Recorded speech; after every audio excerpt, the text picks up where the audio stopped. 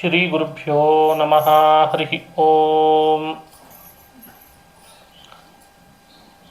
ಜನ್ಮಾದ್ಯಸ್ಯ ಯತೋನ್ಮಯಾದಿತರತಶ್ಚಾರ್ಥೇಷ್ವಭಿಜ್ಞಸ್ವರಾಟ್ ತೇನೇ ಬ್ರಹ್ಮಹೃದಾಯಾದಿಕವಯೇ ಮುಹ್ಯಂತಿ M ಸೂರಯಃ. ತೇಜೋ ವಾರಿಮೃದಾಂ ಯಥಾ ವಿನಿಮಯೋ ಯತ್ರ ತ್ರಿಸರ್ಗೋ ಮೃಷಾ. ಧಾಮ್ನಾ ಸ್ವೇನ ಸದಾ ನಿರಸ್ತಕುಹಕಂ ಸತ್ಯಂ ಪರಂ ಧೀಮಹಿ. ಸೃಷ್ಟಿಸ್ಥಿತ್ಯಪ್ಯಯೇಹ ನಿಯತಿತೃಷಿತಮೋ ಬಂಧಮೋಕ್ಷಾಶ್ಚ ಯಸ್ಮಾತ್. ಅಸ್ಯ ಶ್ರೀ ಬ್ರಹ್ಮರುದ್ರಪ್ರಭೃತಿಸುರನರದ್ವೀಷಶತ್ರುತ್ಮಕಸ್ಯ ವಿಷ್ಣೋರ್ವ್ಯಸ್ತಾಃ ಸಮಸ್ತಾಃ ಸಕಲಗುಣನಿಧಿಃ ಸರ್ವದೋಷವ್ಯಪೇತಃ. ಪೂರ್ಣಾನಂದೋ ವ್ಯಯೋ ಯೋ ಗುರುರಪಿ ಪರಮಃ ಚಿಂತಯೇತಂ ಮಹಾಂತಂ. ನಾರಾಯಣಂ ನಮಸ್ಕೃತ್ಯ ನರಂ ಚೈವ ನರೋತ್ತಮಂ ದೇವೀಂ ಸರಸ್ವತೀಂ ವ್ಯಾಸಂ ತತೋ ಜಯಮುದೀರಯೇತ್. ಅಭ್ರಮಂ ಭಂಗರಹಿತಂ ಅಜಡಂ ವಿಮಲಂ ಸದಾ ಆನಂದತೀರ್ಥಮತುಳಂ ಭಜೆ ತಾಪತ್ರಯಾಪಹಂ. ಯಂ ಪ್ರವ್ರಜಂತಮನುಪೇತಮಪೇತಕೃತ್ಯಂ ದ್ವೈಪಾಯನೋ ವಿರಹಕಾತರಾಜುಹಾವ. ಪುತ್ರೇತಿ ತನ್ಮಯತಯಾ ತರವೋಪಿ ನೇದುಃ ತಂ ಸರ್ವಭೂತಹೃದಯಂ ಮುನಿಮಾನತೋಸ್ಮಿ.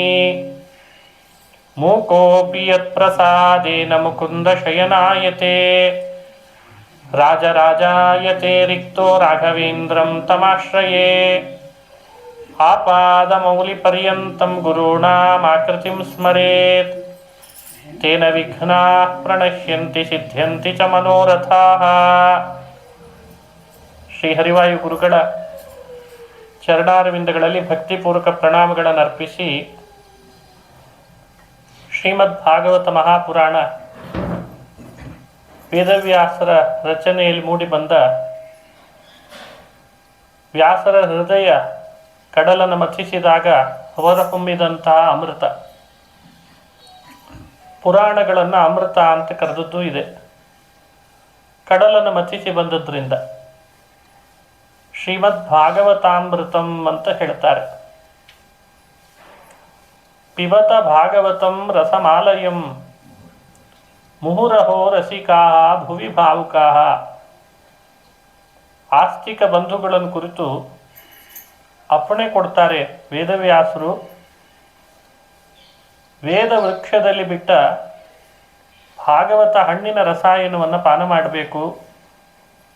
ಸಂಸಾರದ ಎಲ್ಲ ದುಃಖಗಳನ್ನು ಪರಿಹಾರ ಮಾಡಿಕೊಳ್ಳಿಕ್ಕೆ ಇದೊಂದೇ ಉಪಾಯ ಅಂತ ಹೇಳ್ತಾರೆ ಕಲಿಯುಗದಲ್ಲಿ. ಪಿಬಂತಿಯೇ ಭಗವತಾ ಆತ್ಮನಃ ಸತಾಂ ಕಥಾಮೃತಂ ಶ್ರವಣಪುಟೇಷು ಸಂವೃತಂ. ಪಿಬಂತಿಯೇ ಭಗವತ ಆತ್ಮನಃ ಸತಾಂ. ಸತಾಂ ಸಕಾಶಾತ್ ಆತ್ಮನಃ ಕಥಾಮೃತಂ ಶ್ರವಣಪುಟೇಷು ಸಂವೃತಂ. ಭಗವಂತ ನಮಗೆ ಎರಡು ಕಿವಿಗಳನ್ನು ಕೊಟ್ಟ. ಕಿವಿಗಳು ಪಾತ್ರೆ ಇದ್ದ ಹಾಗೆ. ದೇವರ ಕಥೆ ಅಮೃತ. ಸಜ್ಜನರ ಮುಖದಿಂದ ಭಗವಂತನ ಕಥಾಮೃತವನ್ನು ಕಿವಿ ಪುಟಗಳಲ್ಲಿ ತುಂಬಿ ತುಂಬಿ ಪಾನ ಮಾಡಬೇಕಂತ.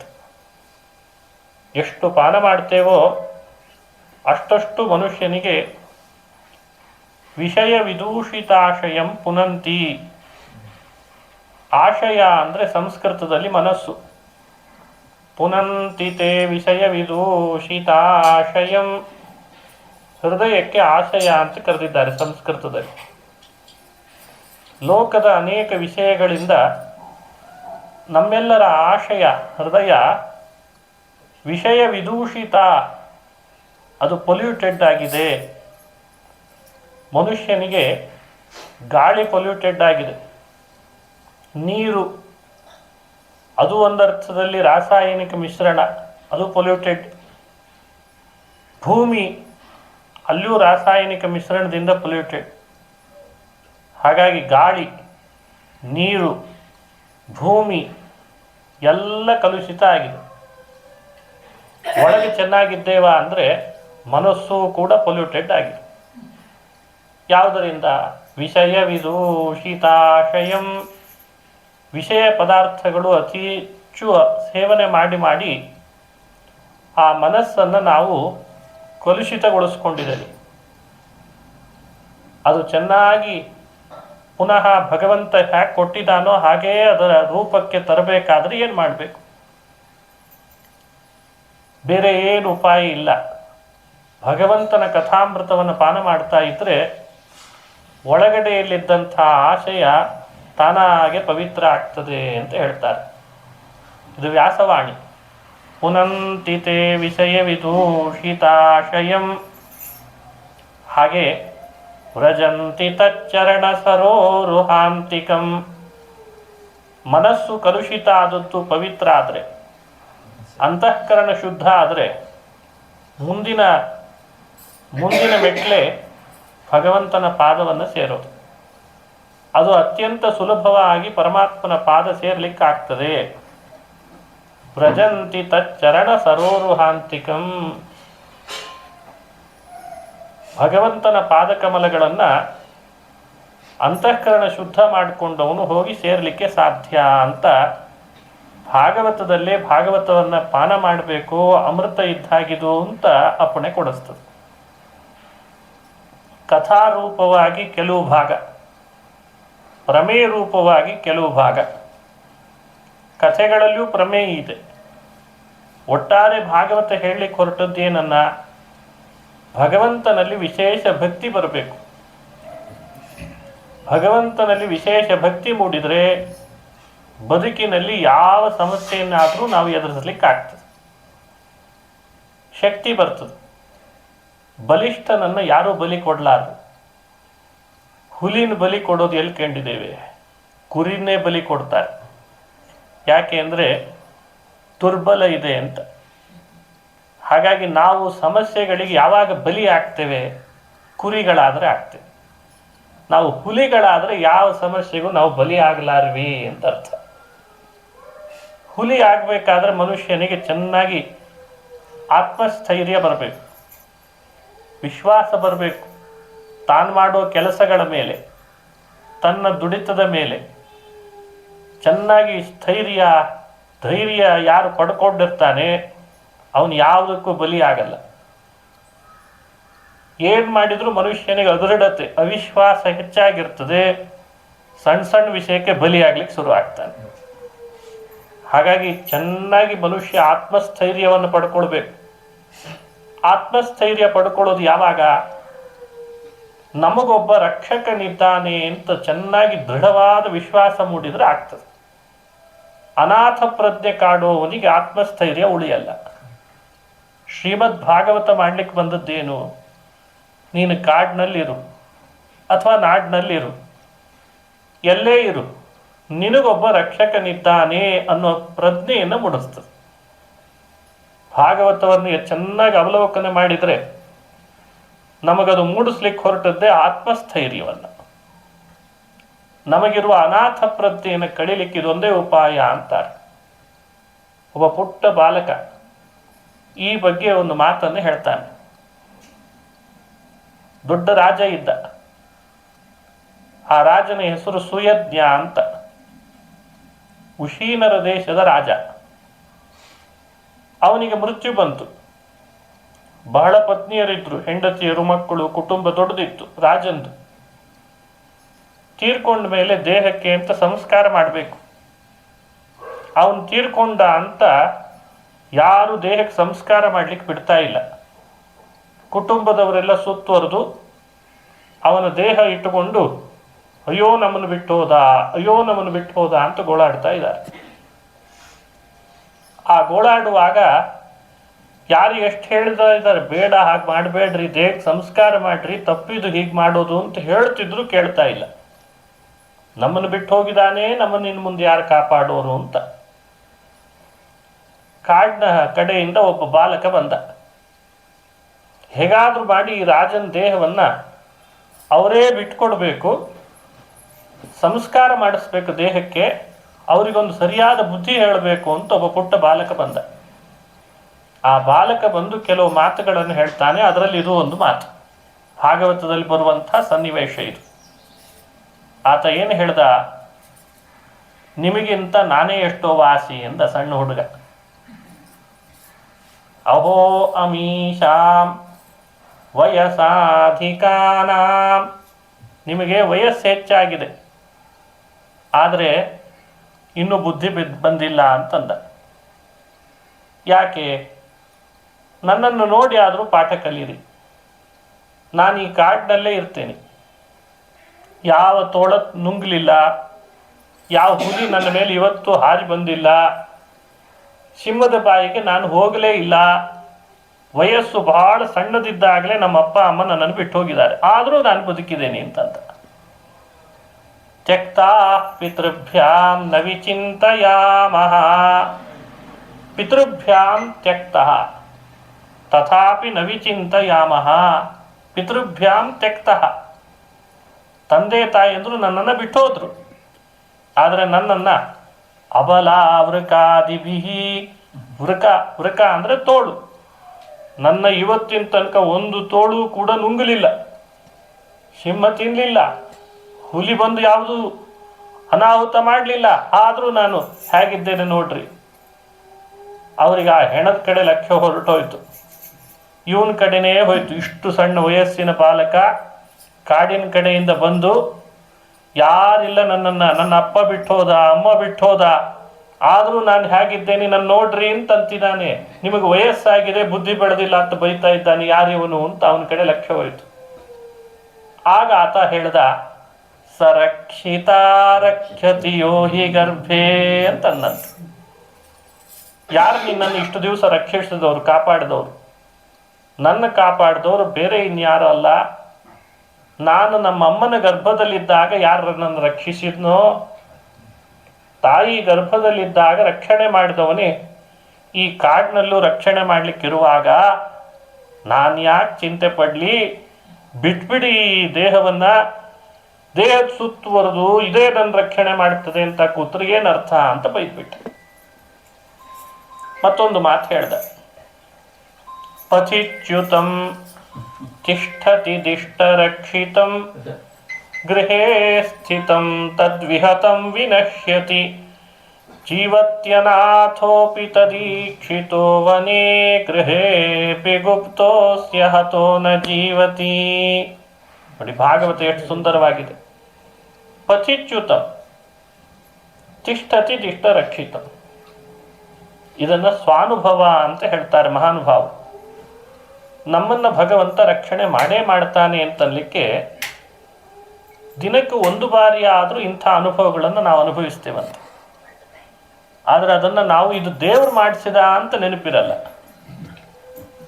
ಇದು ದೇವರಿಂದ ಆದದ್ದು ಅಂತ ನೆನಪರೋದು ಸ್ವಲ್ಪ ಕಷ್ಟ. ಆದರೆ ಆ ಬಾಲಕ ಅದನ್ನು ನೆನಪಿಸಿಕೊಡ್ತಾನೆ, ಇನ್ಮೇಲಿಂದ ಮಾಡ್ಕೊಳ್ಳೋಣ ಅಂತ. ಇಷ್ಟು ದಿವಸ ಏನೋ ಆಗಲಿಲ್ಲ, ಬೇಡ.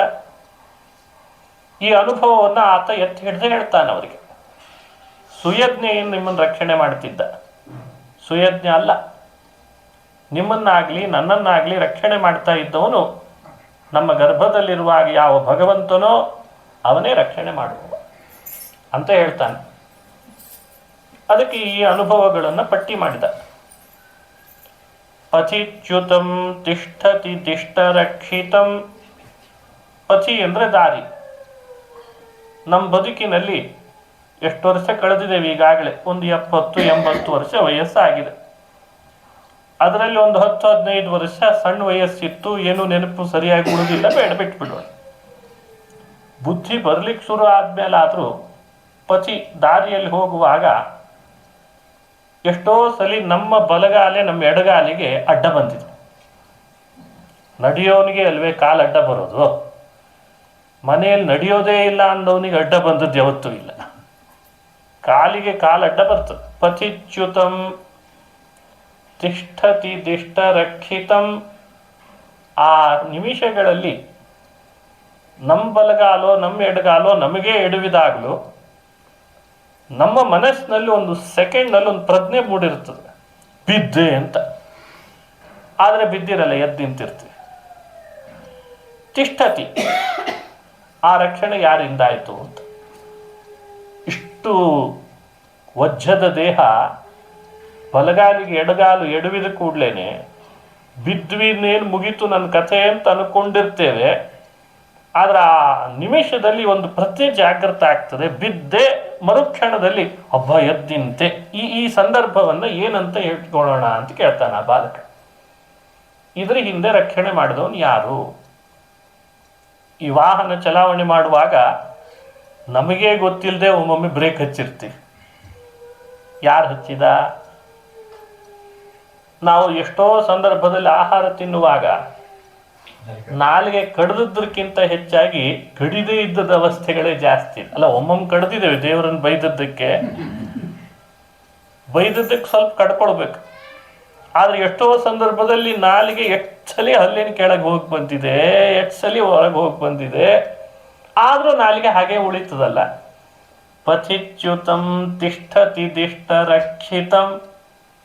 ಇದ್ರ ಹಿಂದಿರುವ ರಕ್ಷಣೆ ಯಾರ್ದು ಅಂತ ಪ್ರಶ್ನೆ ಕೇಳ್ದ.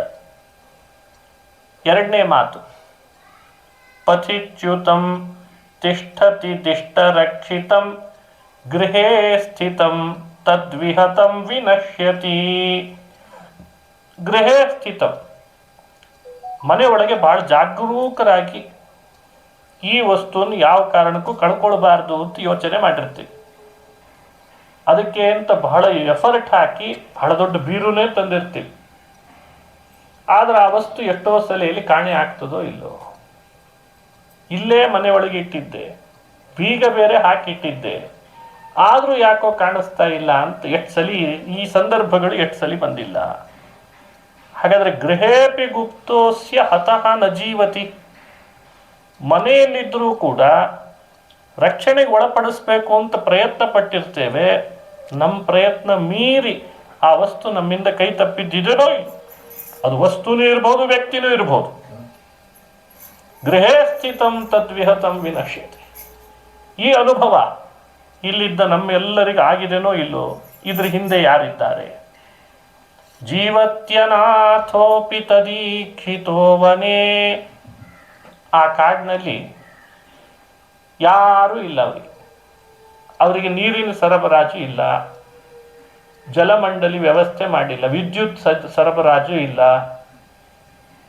ಅಥವಾ ವಾಹನಗಳ ವ್ಯವಸ್ಥೆ ಇಲ್ಲ,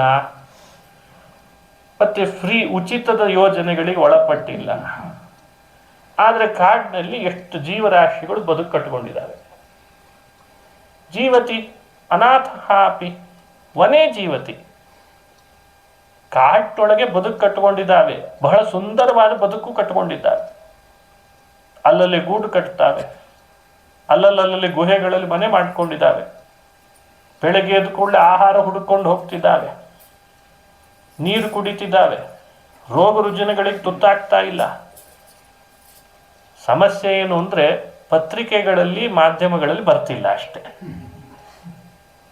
ವರದಿ ಆಗ್ತಾ ಇಲ್ಲ ಅಷ್ಟೆ, ವರದಿ ಆಗ್ತಾ ಇಲ್ಲ. ಆದ್ರೆ ಬದುಕು ಕೊಟ್ಕೊಂಡಿದ್ದಾವೆ ಅನ್ನೋದು ಗೊತ್ತಾಗ್ತಾ ಇದೆ. ಯಾರು ರಕ್ಷಣೆ ಮಾಡ್ತಿದ್ದಾನೆ? ಯಾರು ಅದರದ್ದು ವ್ಯವಸ್ಥೆ ಮಾಡಿದ್ದಾನೆ? ಆಹಾರಗಳದ್ದು ಮಾಂಸಕ್ಕೆ ಸಿಗಬೇಕು. ಮಾಂಸ ತಿನ್ನೋ ಆ ಪ್ರಾಣಿಗಳಿಗೆ ಮಾಂಸನೇ ಸಿಗಬೇಕಲ್ವೇ? ಅವು ಹುಲ್ಲಂತೂ ತಿನ್ನಲ್ಲಲ್ಲ. ಅರೆ, ಹುಲ್ಲು ತಿನ್ನುವಗಳಿಗೆ ಮಾಂಸ ಸಿಕ್ಕರೆ ಉಪಯೋಗ ಇಲ್ಲಲ್ಲ. ಹಾಗಾಗಿ ಅವಕ್ಕೆ ಹುಲ್ಲೇ ಬೆಳಿಬೇಕಲ್ವೇ? ಹಾಗಾದ್ರೆ ಅವು ಹುಲ್ಲಿನ ವ್ಯವಸ್ಥೆ ಯಾರು ಮಾಡಿದ್ದಾರೆ ಕಾಡಿನಲ್ಲಿ? ಸಸ್ಯಾಹಾರಿ ಪ್ರಾಣಿ ಅನ್ನೋ ವಿಭಾಗ ಗೊತ್ತಿದೆ, ಮಾಂಸಾಹಾರಿ ಪ್ರಾಣಿಗಳು ಅನ್ನೋ ವಿಭಾಗ ಗೊತ್ತಿದೆ. ಈ ವಿಭಾಗಗಳನ್ನು ಗೊತ್ತಿದ್ದು ನಾವಂತೂ ಆಹಾರ ಸರಬರಾಜು ಮಾಡ್ತಾ ಇಲ್ಲ ಅನ್ನೋದು ಗೊತ್ತಿದೆ, ಆದ್ರೂ ಬದುಕು ಕಟ್ಕೊಂಡಿದ್ದಾರೆ. ಜೀವತ್ಯನಾಥೋಪಿ ತದೀಕ್ಷಿತೋ ವನೇ. ಇದ್ರ ಹಿಂದೆ ಅವರ ರಕ್ಷಣೆ ಮಾಡ್ಲಿಕ್ಕೆ ಯಾರಿದ್ದಾನೆ? ಇದು ಮೂರನೇ ಅಂಶ. ಹೀಗೆ ಮೂರು ಅಂಶಗಳನ್ನು ಒಳಗೊಂಡು ಆ ಬಾಲಕ ಅವರನ್ನು ಉಪದೇಶಿಸುವಾಗಂತಾನೆ ಇದನ್ನೆಲ್ಲ ವಿಚಾರ ಮಾಡಿದ್ರೆ ನಂಗೆ ಕೊನೆಗೆ ತಿಳಿದು ಬಂದದ್ದು ಒಂದೇ, ಸರಕ್ಷಿತ ರಕ್ಷತಿಯೋ ಹಿ ಗರ್ಭೆ. ಅನಾಥ ಪ್ರಜ್ಞೆ ಬೇಡ, ಆತ್ಮಸ್ಥೈರ್ಯ ಬರಬೇಕು ನಿಮಗೆ. ಇಷ್ಟೆಲ್ಲ ಉದಾಹರಣೆಗಳನ್ನು ಕೊಟ್ಟಿದ್ದೇನೆ, ಇನ್ನೂ ಯಾಕೆ ಯೋಚನೆ ಮಾಡ್ತಿದ್ದೀರಿ ಅಂತ ಹೇಳಿ ಆ ಎಲ್ಲರನ್ನು ಕುರಿತು ಉಪದೇಶ ಮಾಡಿದ. ಬಿಟ್ಬಿಡಿ ಆ ದೇಹವನ್ನ, ನಿಮ್ಮನ್ನು ರಕ್ಷಿಸ್ಲಿಕ್ಕೆ ದೇವರಿದ್ದಾನೆ ಅಂತ ಬಹಳ ಸ್ಫುಟವಾಗಿ ಅವರಿಗೆ ಸ್ಥೈರ್ಯ ತುಂಬಿ ಮಾತಿನಿಂದ ಆ ಉಶೀನರನ ದೇಹವನ್ನ ಬಿಟ್ಬಿಡ್ರಿ ಅಂತ ಉಪದೇಶ ಮಾಡಿದ್ನಂತೆ. ಆಗ ಅವರೆಲ್ಲ ಕೇಳಿದ್ರು, ಇಷ್ಟು ದೃಢವಾಗಿ ವಿಶ್ವಾಸ ಬಂದ್ಬಿಡ್ತಲ್ಲ ದೇವ್ರ ಬಗ್ಗೆ ನೀನು ಯಾರು ಅಂತಂದ್ರು. ನೀನು ಯಾರು? ಯಾರಪ್ಪ ಬಾಲಕ, ಇಷ್ಟು ದಿವಸ ನಮ್ಮ ಪ್ರಜೆಗಳ ಗುಂಪಿನಲ್ಲಿ ನೀನು ಕಂಡಿರಲಿಲ್ಲ ನಮಗೆ. ಆಗ ಆತ ತನ್ನ ರೂಪ ತೋರಿಸಿದ. ಅವನೇ ಯಮ, ಒಟುವಾಗಿ ಬಂದಿದ್ದ. ನೀವೇನಾದರೂ ಇನ್ನೂ ಹಠ ಮಾಡಿದರೆ, ನನ್ನ ಮಾತಿನ ಮೇಲೆ ವಿಶ್ವಾಸ ಹಿಡಿದಿದ್ರೆ, ದೇವರನ್ನೇ ರಕ್ಷಕ ಅಂತ ನಂಬದೇ ಹೋದ್ರೆ ಅವನ ಜೊತೆಗೆ ನಿಮ್ಮನ್ನು ಕರ್ಕೊಂಡು ಹೋಗ್ತೇನೆ ಅಂತಂದ. ಅಷ್ಟೊತ್ತಿಗೆ ಅವರೆಲ್ಲ ಅವನ್ ಬಿಟ್ಟು ದೂರ ಸರದ್ರಂತ. ಈ ಕಥೆಯನ್ನು ಹೇಳಿದವರು ಯಾರು? ಭಾಗವತದಲ್ಲಿ ಬರ್ತದೆ. ಹಿರಣ್ಯಕಶ್ಯಪು ತಮ್ಮ ತಾಯಿ ದಿತಿದೇವಿ ಹೇಳ್ತಾಳೆ ಅಂತದ್ದು. ದಿತಿ ಹಿರಣ್ಯಾಕ್ಷನ ದೇಹವನ್ನ ಸಂಸ್ಕಾರ ಮಾಡ್ಲಿಕ್ಕೆ ಬಿಡ್ತಿರ್ಲಿಲ್ಲ. ದಿತಿ ಹಾಗಷ್ಟು ಅಭಿಮಾನ ಯಾವ ತಾಯಿಗಿರಲ್ಲ ಪಾಪ ಮಕ್ಕಳ ಮೇಲೆ ಅಭಿಮಾನ. ಮಕ್ಕಳು ಅಸುರರಾದ್ರೇನು, ಸುರರಾದ್ರೇನು, ಒಳ್ಳೆಯವರಾದ್ರೇನು, ಕೆಟ್ಟವರಾದ್ರೇನು, ತಾಯಿನೇ, ಮಗನೇ. ಅಷ್ಟು ಅಂತಃಕರಣ, ಅಷ್ಟು ಅಭಿಮಾನ ಆ ಹಿರಣ್ಯಾಕ್ಷನ ಮೇಲೆ. ವರಾಹ ರೂಪನಾಗಿ ವಿಷ್ಣು ಅವನನ್ನು ಸಂಹಾರ ಮಾಡಿದ್ದ. ಹಿರಣ್ಯಕಶಿಪು ಕೇಳ್ತಿದ್ದಾನೆ, ಅಮ್ಮ ಬಿಡು ಆ ದೇಹ, ಏನಿಲ್ಲ ಒಳಗಡೆ ಇನ್ನು ಅಂತ ಹೇಳ್ತಿದ್ದಾನೆ. ಎಷ್ಟು ಹೇಳಿದ್ರೂ ಕೇಳ್ತಾ ಇಲ್ಲ. ದಿತಿ ಗಟ್ಟಿ ಹಿಡ್ಕೊಂಡು ಬಿಟ್ಟಿದ್ದಾಳೆ ಹಿರಣ್ಯಾಕ್ಷನ. ಆಗ ಹಿರಣ್ಯಕಶಿಪು ಈ ಕಥೆ ಹೇಳ್ದ. ಕುಶೀನರ ದೇಶದ ರಾಜ ಸುಯಜ್ಞ ದೇಹ ಬಿಟ್ಟಾಗ ಅವನ ಪರಿವಾರದವರು ದೇಹಕ್ಕೆ ಸಂಸ್ಕಾರ ಮಾಡ್ಲಿಕ್ಕೆ ಬಿಡ್ತಿರ್ಲಿಲ್ಲ. ಯಮ ಒಟು ವೇಷದಲ್ಲಿ ಬಂದು ಹೀಗೆ ಉಪದೇಶ ಮಾಡಿದ ನೋಡು, ಈ ಉಪದೇಶದಿಂದಲಾದರೂ ದಿತಿ ನನ್ನ ಸಹೋದರನ ದೇಹ ಬಿಟ್ಕೊಟ್ಬಿಡು, ಅದಕ್ಕೆ ಸಂಸ್ಕಾರ ಮಾಡಿಸ್ತೇನೆ ಅಂತಂದಂತೆ. ದಿತಿಗೆ ಹಿರಣ್ಯಕಶಿಪುವಿನ ಮಾತು ಕೇಳಿ ಆ ದೇಹದ ಮೇಲೆ ಅಭಿಮಾನ ಹೋಯ್ತು, ಬಿಟ್ಕೊಟ್ಲು, ಹೋಗು ಹಿರಣ್ಯಾಕ್ಷನ ದೇಹ ತಗೊಂಡೋಗಿ ಸಂಸ್ಕಾರ ಮಾಡು ಅಂತ ಹೇಳಿದ್ಲು ಅಂತ ಭಾಗವತದಲ್ಲಿ ಬರ್ತದೆ. ಹಾಗಾದ್ರೆ ಭಾಗವತದ ಇನ್ಸಿಡೆನ್ಸ್ ಒಂದೊಂದು ನಮಗೊಂದು ಉದ್ಬೋಧಕ, ನಮಗೊಂದು ಸಂದೇಶವಾಹಕ, ಹಾಗೂ ನಮ್ಮ ಒಳಗಿರುವ ಅಂತಃಪ್ರಜ್ಞೆಯನ್ನು ಜಾಗೃತಗೊಳಿಸ್ಲಿಕ್ಕಿರುವಂಥದ್ದು. ದೇಹ ಬಿಟ್ಟಾಗ ಮನುಷ್ಯ ಸಹಜವಾಗಿ ಅಭಿಮಾನ ಇಟ್ಕೊಂಡಿರುವುದು ನಿಜವೇ. ಆದ್ರೆ ಅಷ್ಟು ಸುಲಭ ಅದನ್ನು ಬಿಟ್ಕೊಡ್ಲಿಕ್ಕೆ ಆಗ್ತಿರಲ್ಲ ಅವನಿಗೆ. ಇಂಥ ಕಥೆಗಳಿಂದಲಾದರೂ ಮನುಷ್ಯ ಎಚ್ಚರಗೊಳ್ಳಿ ಅಂತ ಭಾಗವತ ಹೇಳ್ತದೆ. ಹಾಗಾಗಿ ಆತ್ಮಪ್ರಜ್ಞೆ ಜಾಗೃತ ಆಗಬೇಕು. ಆತ್ಮನಿರ್ಭರ ಭಾರತ ವೇದಾಂತ ಸೂತ್ರಗಳು ಆತ್ಮ ಅನ್ನೋ ಪದವನ್ನು ವಿವರಣೆ ಕೊಡುವಾಗ ಬಹಳ ವಿಸ್ತೃತವಾಗಿ ಕೊಡ್ತು. ಆತ್ಮಶಬ್ದಾತ್, ಸ್ವಶಬ್ದಾತ್, ಇದೆಲ್ಲ ವ್ಯಾಸರು ವೇದಾಂತ ಸೂತ್ರಗಳಲ್ಲಿ ಆತ್ಮಶಬ್ದಾತ್, ಸ್ವಶಬ್ದಾತ್ ಅನ್ನೋ ಮಾತುಗಳಿಂದ ಹೇಳ್ತಾರೆ. ಆತ್ಮನಿರ್ಭರ, ಆತ್ಮಸ್ಥೈರ್ಯ ಅಂದ್ರೆ ಅಭಿಪ್ರಾಯ ಏನು? ಆತ್ಮ ಅಂದ್ರೆ ಜೀವ ಅನ್ನೋ ಅರ್ಥದಲ್ಲಿ ಕೆಲವರು ವಿವರಣೆ ಕೊಟ್ಟರು. ವಾಸ್ತವಿಕವಾಗಿ ಆತ್ಮ ಅಂದ್ರೆ ನಮ್ಮೆಲ್ಲರನ್ನ ನಮ್ಮೊಳಗೆ ಇದ್ದು ರಕ್ಷಣೆ ಮಾಡುವವನು ಯಾರು ಸ್ವಾಮಿಯೋ ಅವನನ್ನು ಆತ್ಮ ಅಂತ ಕರೆದ. ಈ ನಾಲ್ಕನ್ನು ಮರಿಬಾರದು. ಸತ್, ಚಿತ್, ಆತ್ಮ, ಆನಂದ ಯಾವತ್ತೂ ಮರಿಬಾರದು. ಸತ್, ಯಾವ ದೋಷಗಳು ಇಲ್ಲ ನಮ್ಮೊಳಗಿರುವವನಲ್ಲಿ. ನಮ್ಮೊಳಗೊಬ್ಬನಿದ್ದಾನೆ ರಕ್ಷಕನಾಗಿ. ಸರಕ್ಷಿತ ರಕ್ಷತಿ ಯೋಹಿ ಗರ್ಭೆ, ನಮ್ಮೊಳಗಿರುವ ರಕ್ಷಕನಿದ್ದಾನಲ್ಲ ಅವನಲ್ಲಿ ದೋಷಗಳಿಲ್ಲ. ಒಳಗಿರುವವನಲ್ಲಿ ದೋಷ ಇಲ್ಲ ಅಂದಾಗ ನಮ್ಮೊಳಗೆ ದೋಷಗಳಿದ್ದದ್ದು ದೂರ ಆಗ್ತವೆ. ಅವನು ಚಿತ್, ಅವನಿಗೆ ಗೊತ್ತಿಲ್ಲದ್ದಿಲ್ಲ. ನಮ್ಮೊಳಗಿರುವವನು ಹೇಗಿದ್ದಾನೆ, ನಮ್ಮ ರಕ್ಷಣೆ ಮಾಡೋನು, ನಮ್ಮ ಬಗ್ಗೆ ಅವನಿಗೆ ಗೊತ್ತಿಲ್ಲದ್ದೇ ಇಲ್ಲ, ಅದಕ್ಕೆ ಅವನು ಚಿತ್. ಸಮಸ್ಯೆ ಏನಾಗಿದೆ? ನಮ್ಮ ತಂದೆ ತಾಯಂದ್ರು ನಮ್ಮನ್ನು ಕಾಪಾಡ್ತಾರೆ, ನಮ್ಮ ಬಗ್ಗೆ ಅವರಿಗೆ ಗೊತ್ತಿದೆ. ಆದರೆ ಎಷ್ಟೋ ವಿಷಯಗಳು ಗೊತ್ತಿಲ್ಲದ್ದೂ ಇದೆ ನಮ್ಮ ಬಗ್ಗೆ ಅವರಿಗೆ. ನಮ್ಮ ಮನಸ್ಸನ್ನು ಒಳಗಿಳಿದು ನೋಡ್ಲಿಕ್ಕೆ ಅವ್ರ ಕೈಯಲ್ಲಿ ಆಗ್ತದಾ? ನಾವೇನು ಯೋಚನೆ ಮಾಡ್ತೇವೆ ಅದನ್ನು ನೋಡ್ಲಿಕ್ಕೆ ಅವ್ರಿಗೆ ಆಗ್ತದಾ? ಆದರೂ ಈ ವ್ಯವಸ್ಥೆಯೊಳಗೆ ನಮ್ಮ ತಂದೆ ತಾಯಂದ್ರು ಒಂದಿಷ್ಟರ ಮಟ್ಟಿಗಷ್ಟೇ ನಮ್ಮ ಬಗ್ಗೆ ತಿಳಿಬಲ್ಲರು. ಆದರೆ ಭಗವಂತ ಹಾಗಲ್ಲ. ಎಲ್ಲ ಆತ್ಮರ ಒಳಗಿರುವ ಪರಮಾತ್ಮನಿದ್ದಾನಲ್ಲ ಚಿತ್, ಅವನಿಗೆ ನಮ್ಮ ಬಗ್ಗೆ ಗೊತ್ತಿಲ್ಲ ಅಂತಿಲ್ಲ. ಅಂಥ ಒಬ್ಬ ಯಜಮಾನನನ್ನು ನಾವು ಪಡ್ಕೊಂಡಿದ್ದೇವೆ ಅಂದ್ರೆ ಖುಷಿ ಪಡಬೇಕಂತೆ. ನಮ್ಮ ದೇವರು ಹೇಗಿದ್ದಾನೆ, ನಮ್ಮ ಬಗ್ಗೆ ಏನೂ ಗೊತ್ತಿಲ್ಲ ಅಂತಿಲ್ಲ. ಅವನಿಗೆ ಎಲ್ಲ ಗೊತ್ತಿದೆ. ನಮ್ಮ ಕಷ್ಟ ಗೊತ್ತಿದೆ, ನಷ್ಟ ಗೊತ್ತಿದೆ, ಸುಖ ಗೊತ್ತಿದೆ, ದುಃಖ ಗೊತ್ತಿದೆ, ಆಸೆಗಳು ಗೊತ್ತಿದೆ, ಮುಂದಿಂದು ಗೊತ್ತಿದೆ, ಹಿಂದಿಂದು ಗೊತ್ತಿದೆ, ಎಷ್ಟೋ ಜನ್ಮಗಳದ್ದು ಗೊತ್ತಿದೆ. ಬಹೂನಿ ಮೇ ವ್ಯತೀತಾನಿ ಜನ್ಮಾನಿ ತವಚಾರ್ಜುನ. ಅರ್ಜುನ, ಬಹಳ ಜನ್ಮಗಳು ಕಳೆದೋಗಿದೆ, ಬಹಳ ಜನ್ಮಗಳು ಕಳೆದಿದ್ದು ನಿನಗೆ ಗೊತ್ತಿಲ್ಲ, ಆದರೆ ನನಗೆಲ್ಲ ಗೊತ್ತಿದೆ. ಅದರ ಅರ್ಥ ಚಿತ್ ಅಂತ ಅರ್ಥ. ಚಿತ್ ಎಲ್ಲ ಗೊತ್ತಿದೆ, ಮುಂದೆ ನಾನೇನಾಗ್ತೇನೆ ಗೊತ್ತು. ಅಂಥ ಒಬ್ಬ ವ್ಯಕ್ತಿಯನ್ನು ನಾವು ನಮ್ಮೊಳಗೆ ಇಟ್ಕೊಂಡಿದ್ದೇವೆ, ಅಥವಾ ಅವ ನಮ್ಮೊಳಗಿದ್ದು ನಮ್ಮನ್ನು ರಕ್ಷಿಸ್ತಿದ್ದಾನೆ ಅಂದರೆ ಎಷ್ಟು ಖುಷಿ ಪಡಬೇಕು ನಾವು. ಎಂಥ ಯಜಮಾನನ್ನು ಪಡ್ಕೊಂಡಿದ್ದೇವೆ ನಾವು ಅಂತ. ಯಾವುದನ್ನು ನಾವು ಹೇಳಿ ಅವನಿಗೆ ಗುರುತುಪಡಿಸಬೇಕಾದದ್ದು ಅಂತ ಉಳಿಲೇ ಇಲ್ಲ. ಅದಕ್ಕೆ ಅವ ಚಿತ್ತ. ಇವತ್ತೇನಾಗಿದೆ, ಹೇಳಿ ಹೇಳಿ ಗುರುತುಪಡಿಸ್ಬೇಕು. ನಾನು ಯಾರು ಗೊತ್ತಲ್ಲ. ಅದೇ ಅವತ್ತು ನೀವು ಸಿಕ್ಕಿದ್ರಿ, ನಿಮಗೂ ನಮಗೂ ಹೀಗೊಂದು ಭೇಟಿಯಾಗಿತ್ತು, ಇಷ್ಟೆಲ್ಲ ಪರಿಚಯ ಮಾಡಿಸಿ ನೆನಪಿಸಿ, ನಿಮ್ಮಿಂದ ನಮಗೂ ಉಪಕಾರ ಆಗಿತ್ತು, ನಮ್ಮಿಂದ ನಿಮಗೂ ಉಪಕಾರ ಆಗಿತ್ತು, ಅಪಕಾರ ಆಗಿತ್ತು, ಉಪಕಾರ ಆಗಿತ್ತು, ಧನ್ಯವಾದ ಹೇಳಿದ್ದು ಎಲ್ಲ ನೆನಪಿಸಿ ಹೇಳಬೇಕು.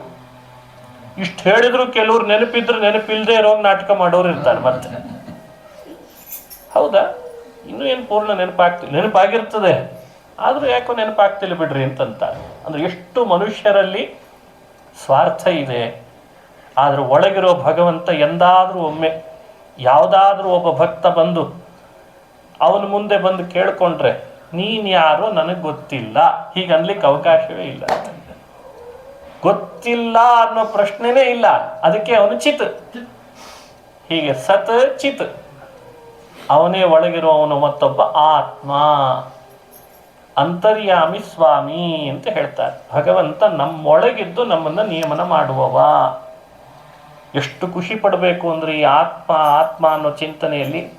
ಆತ್ಮೇತ್ಯೇವ ಉಪಾಸೀತ ಆತ್ಮಾನಂ ಪಶ್ಯೇತ್, ಆತ್ಮನಿ ಆತ್ಮಾನಂ ಪಶ್ಯೇತ್, ಆತ್ಮನ್ಯೈವ ಆತ್ಮನಾತ್ಮಾನಂ. ಏನ ಆತ್ಮ ಅನ್ನೋ ಒಂದು ಶಬ್ದ ಇದೆ, ಬಹಳ ಅರ್ಥಗರ್ಭಿತವಾದ ಶಬ್ದ. ಇಂಥ ಗುಣಗಳಿಲ್ಲ ಅಂತಿಲ್ಲ. ಆ ಅಭಿಪ್ರಾಯದಲ್ಲಿ ಅವನನ್ನು ಆತ್ಮ ಅಂತ ಕೇಳಿದ್ದಾರೆ. ಆತ್ಮ ಅಂದರೆ ಗುಣಪೂರ್ಣ, ಯಾವ ಗುಣಗಳಿಲ್ಲ, ಯಾವ ಲೋಪದೋಷಗಳಿಲ್ಲ, ಅದಕ್ಕೆ ಸತ್. ಎಲ್ಲ ಗುಣಗಳಿವೆ, ಆದ್ದರಿಂದ ಆತ್ಮ. ಒಂದಲ್ಲ ಒಂದು ಗುಣಗಳ ನ್ಯೂನತೆ ಇರ್ತದೆ. ಆ ನ್ಯೂನತೆಯಿಂದ ಮನುಷ್ಯ ತನ್ನ ಕೈ ಕೆಳಗಿರೋ ಎಂಪ್ಲಾಯೀಸ್ ಮೇಲೆಲ್ಲ ಗುರಾಯಿಸ್ತಾ ಇರ್ತಾನೆ. ಅವನೊಳಗೊಂದು ನ್ಯೂನತೆ ಇದೆ, ಅದನ್ನು ಆತ ಮುಚ್ಚಿಟ್ಕೊಳ್ಬೇಕು. ಕೈ ಕೆಳಗಿರೋ ಕೆಲಸದವರ ಮೇಲೆಲ್ಲ ಅದನ್ನೇ ಹೇರ್ತಾ ಇರ್ತಾನೆ. ಇದೆಲ್ಲ ಎಷ್ಟೋ ಆಫೀಸ್ಗಳಲ್ಲಿ ನೋಡ್ತೇವಲ್ಲ. ಭಗವಂತನಲ್ಲಿ ಅದು ಯಾವುದಿಲ್ಲ ಅಂತೆ. ಎಲ್ಲ ಗುಣಗಳಿದೆ, ಎಲ್ಲ ಎಲಿಜಿಬಿಲಿಟಿ ಅಂತ ಇರ್ತಾರಲ್ಲ, ಎಲ್ಲ ಥರದಿಂದಲೂ ಇದೆ ಅಂತೆ. ಪ್ರಭುತ್ವ ಇದೆ, ಸ್ವಾರ್ಥ ಇಲ್ಲ. ಶ್ರೀಮಂತಿಕೆ ಇದೆ, ಲೋಭ ಇಲ್ಲ. ಶ್ರೀಮಂತಿಕೆ ಇದೆ, ಲೋಭ ಇಲ್ಲ.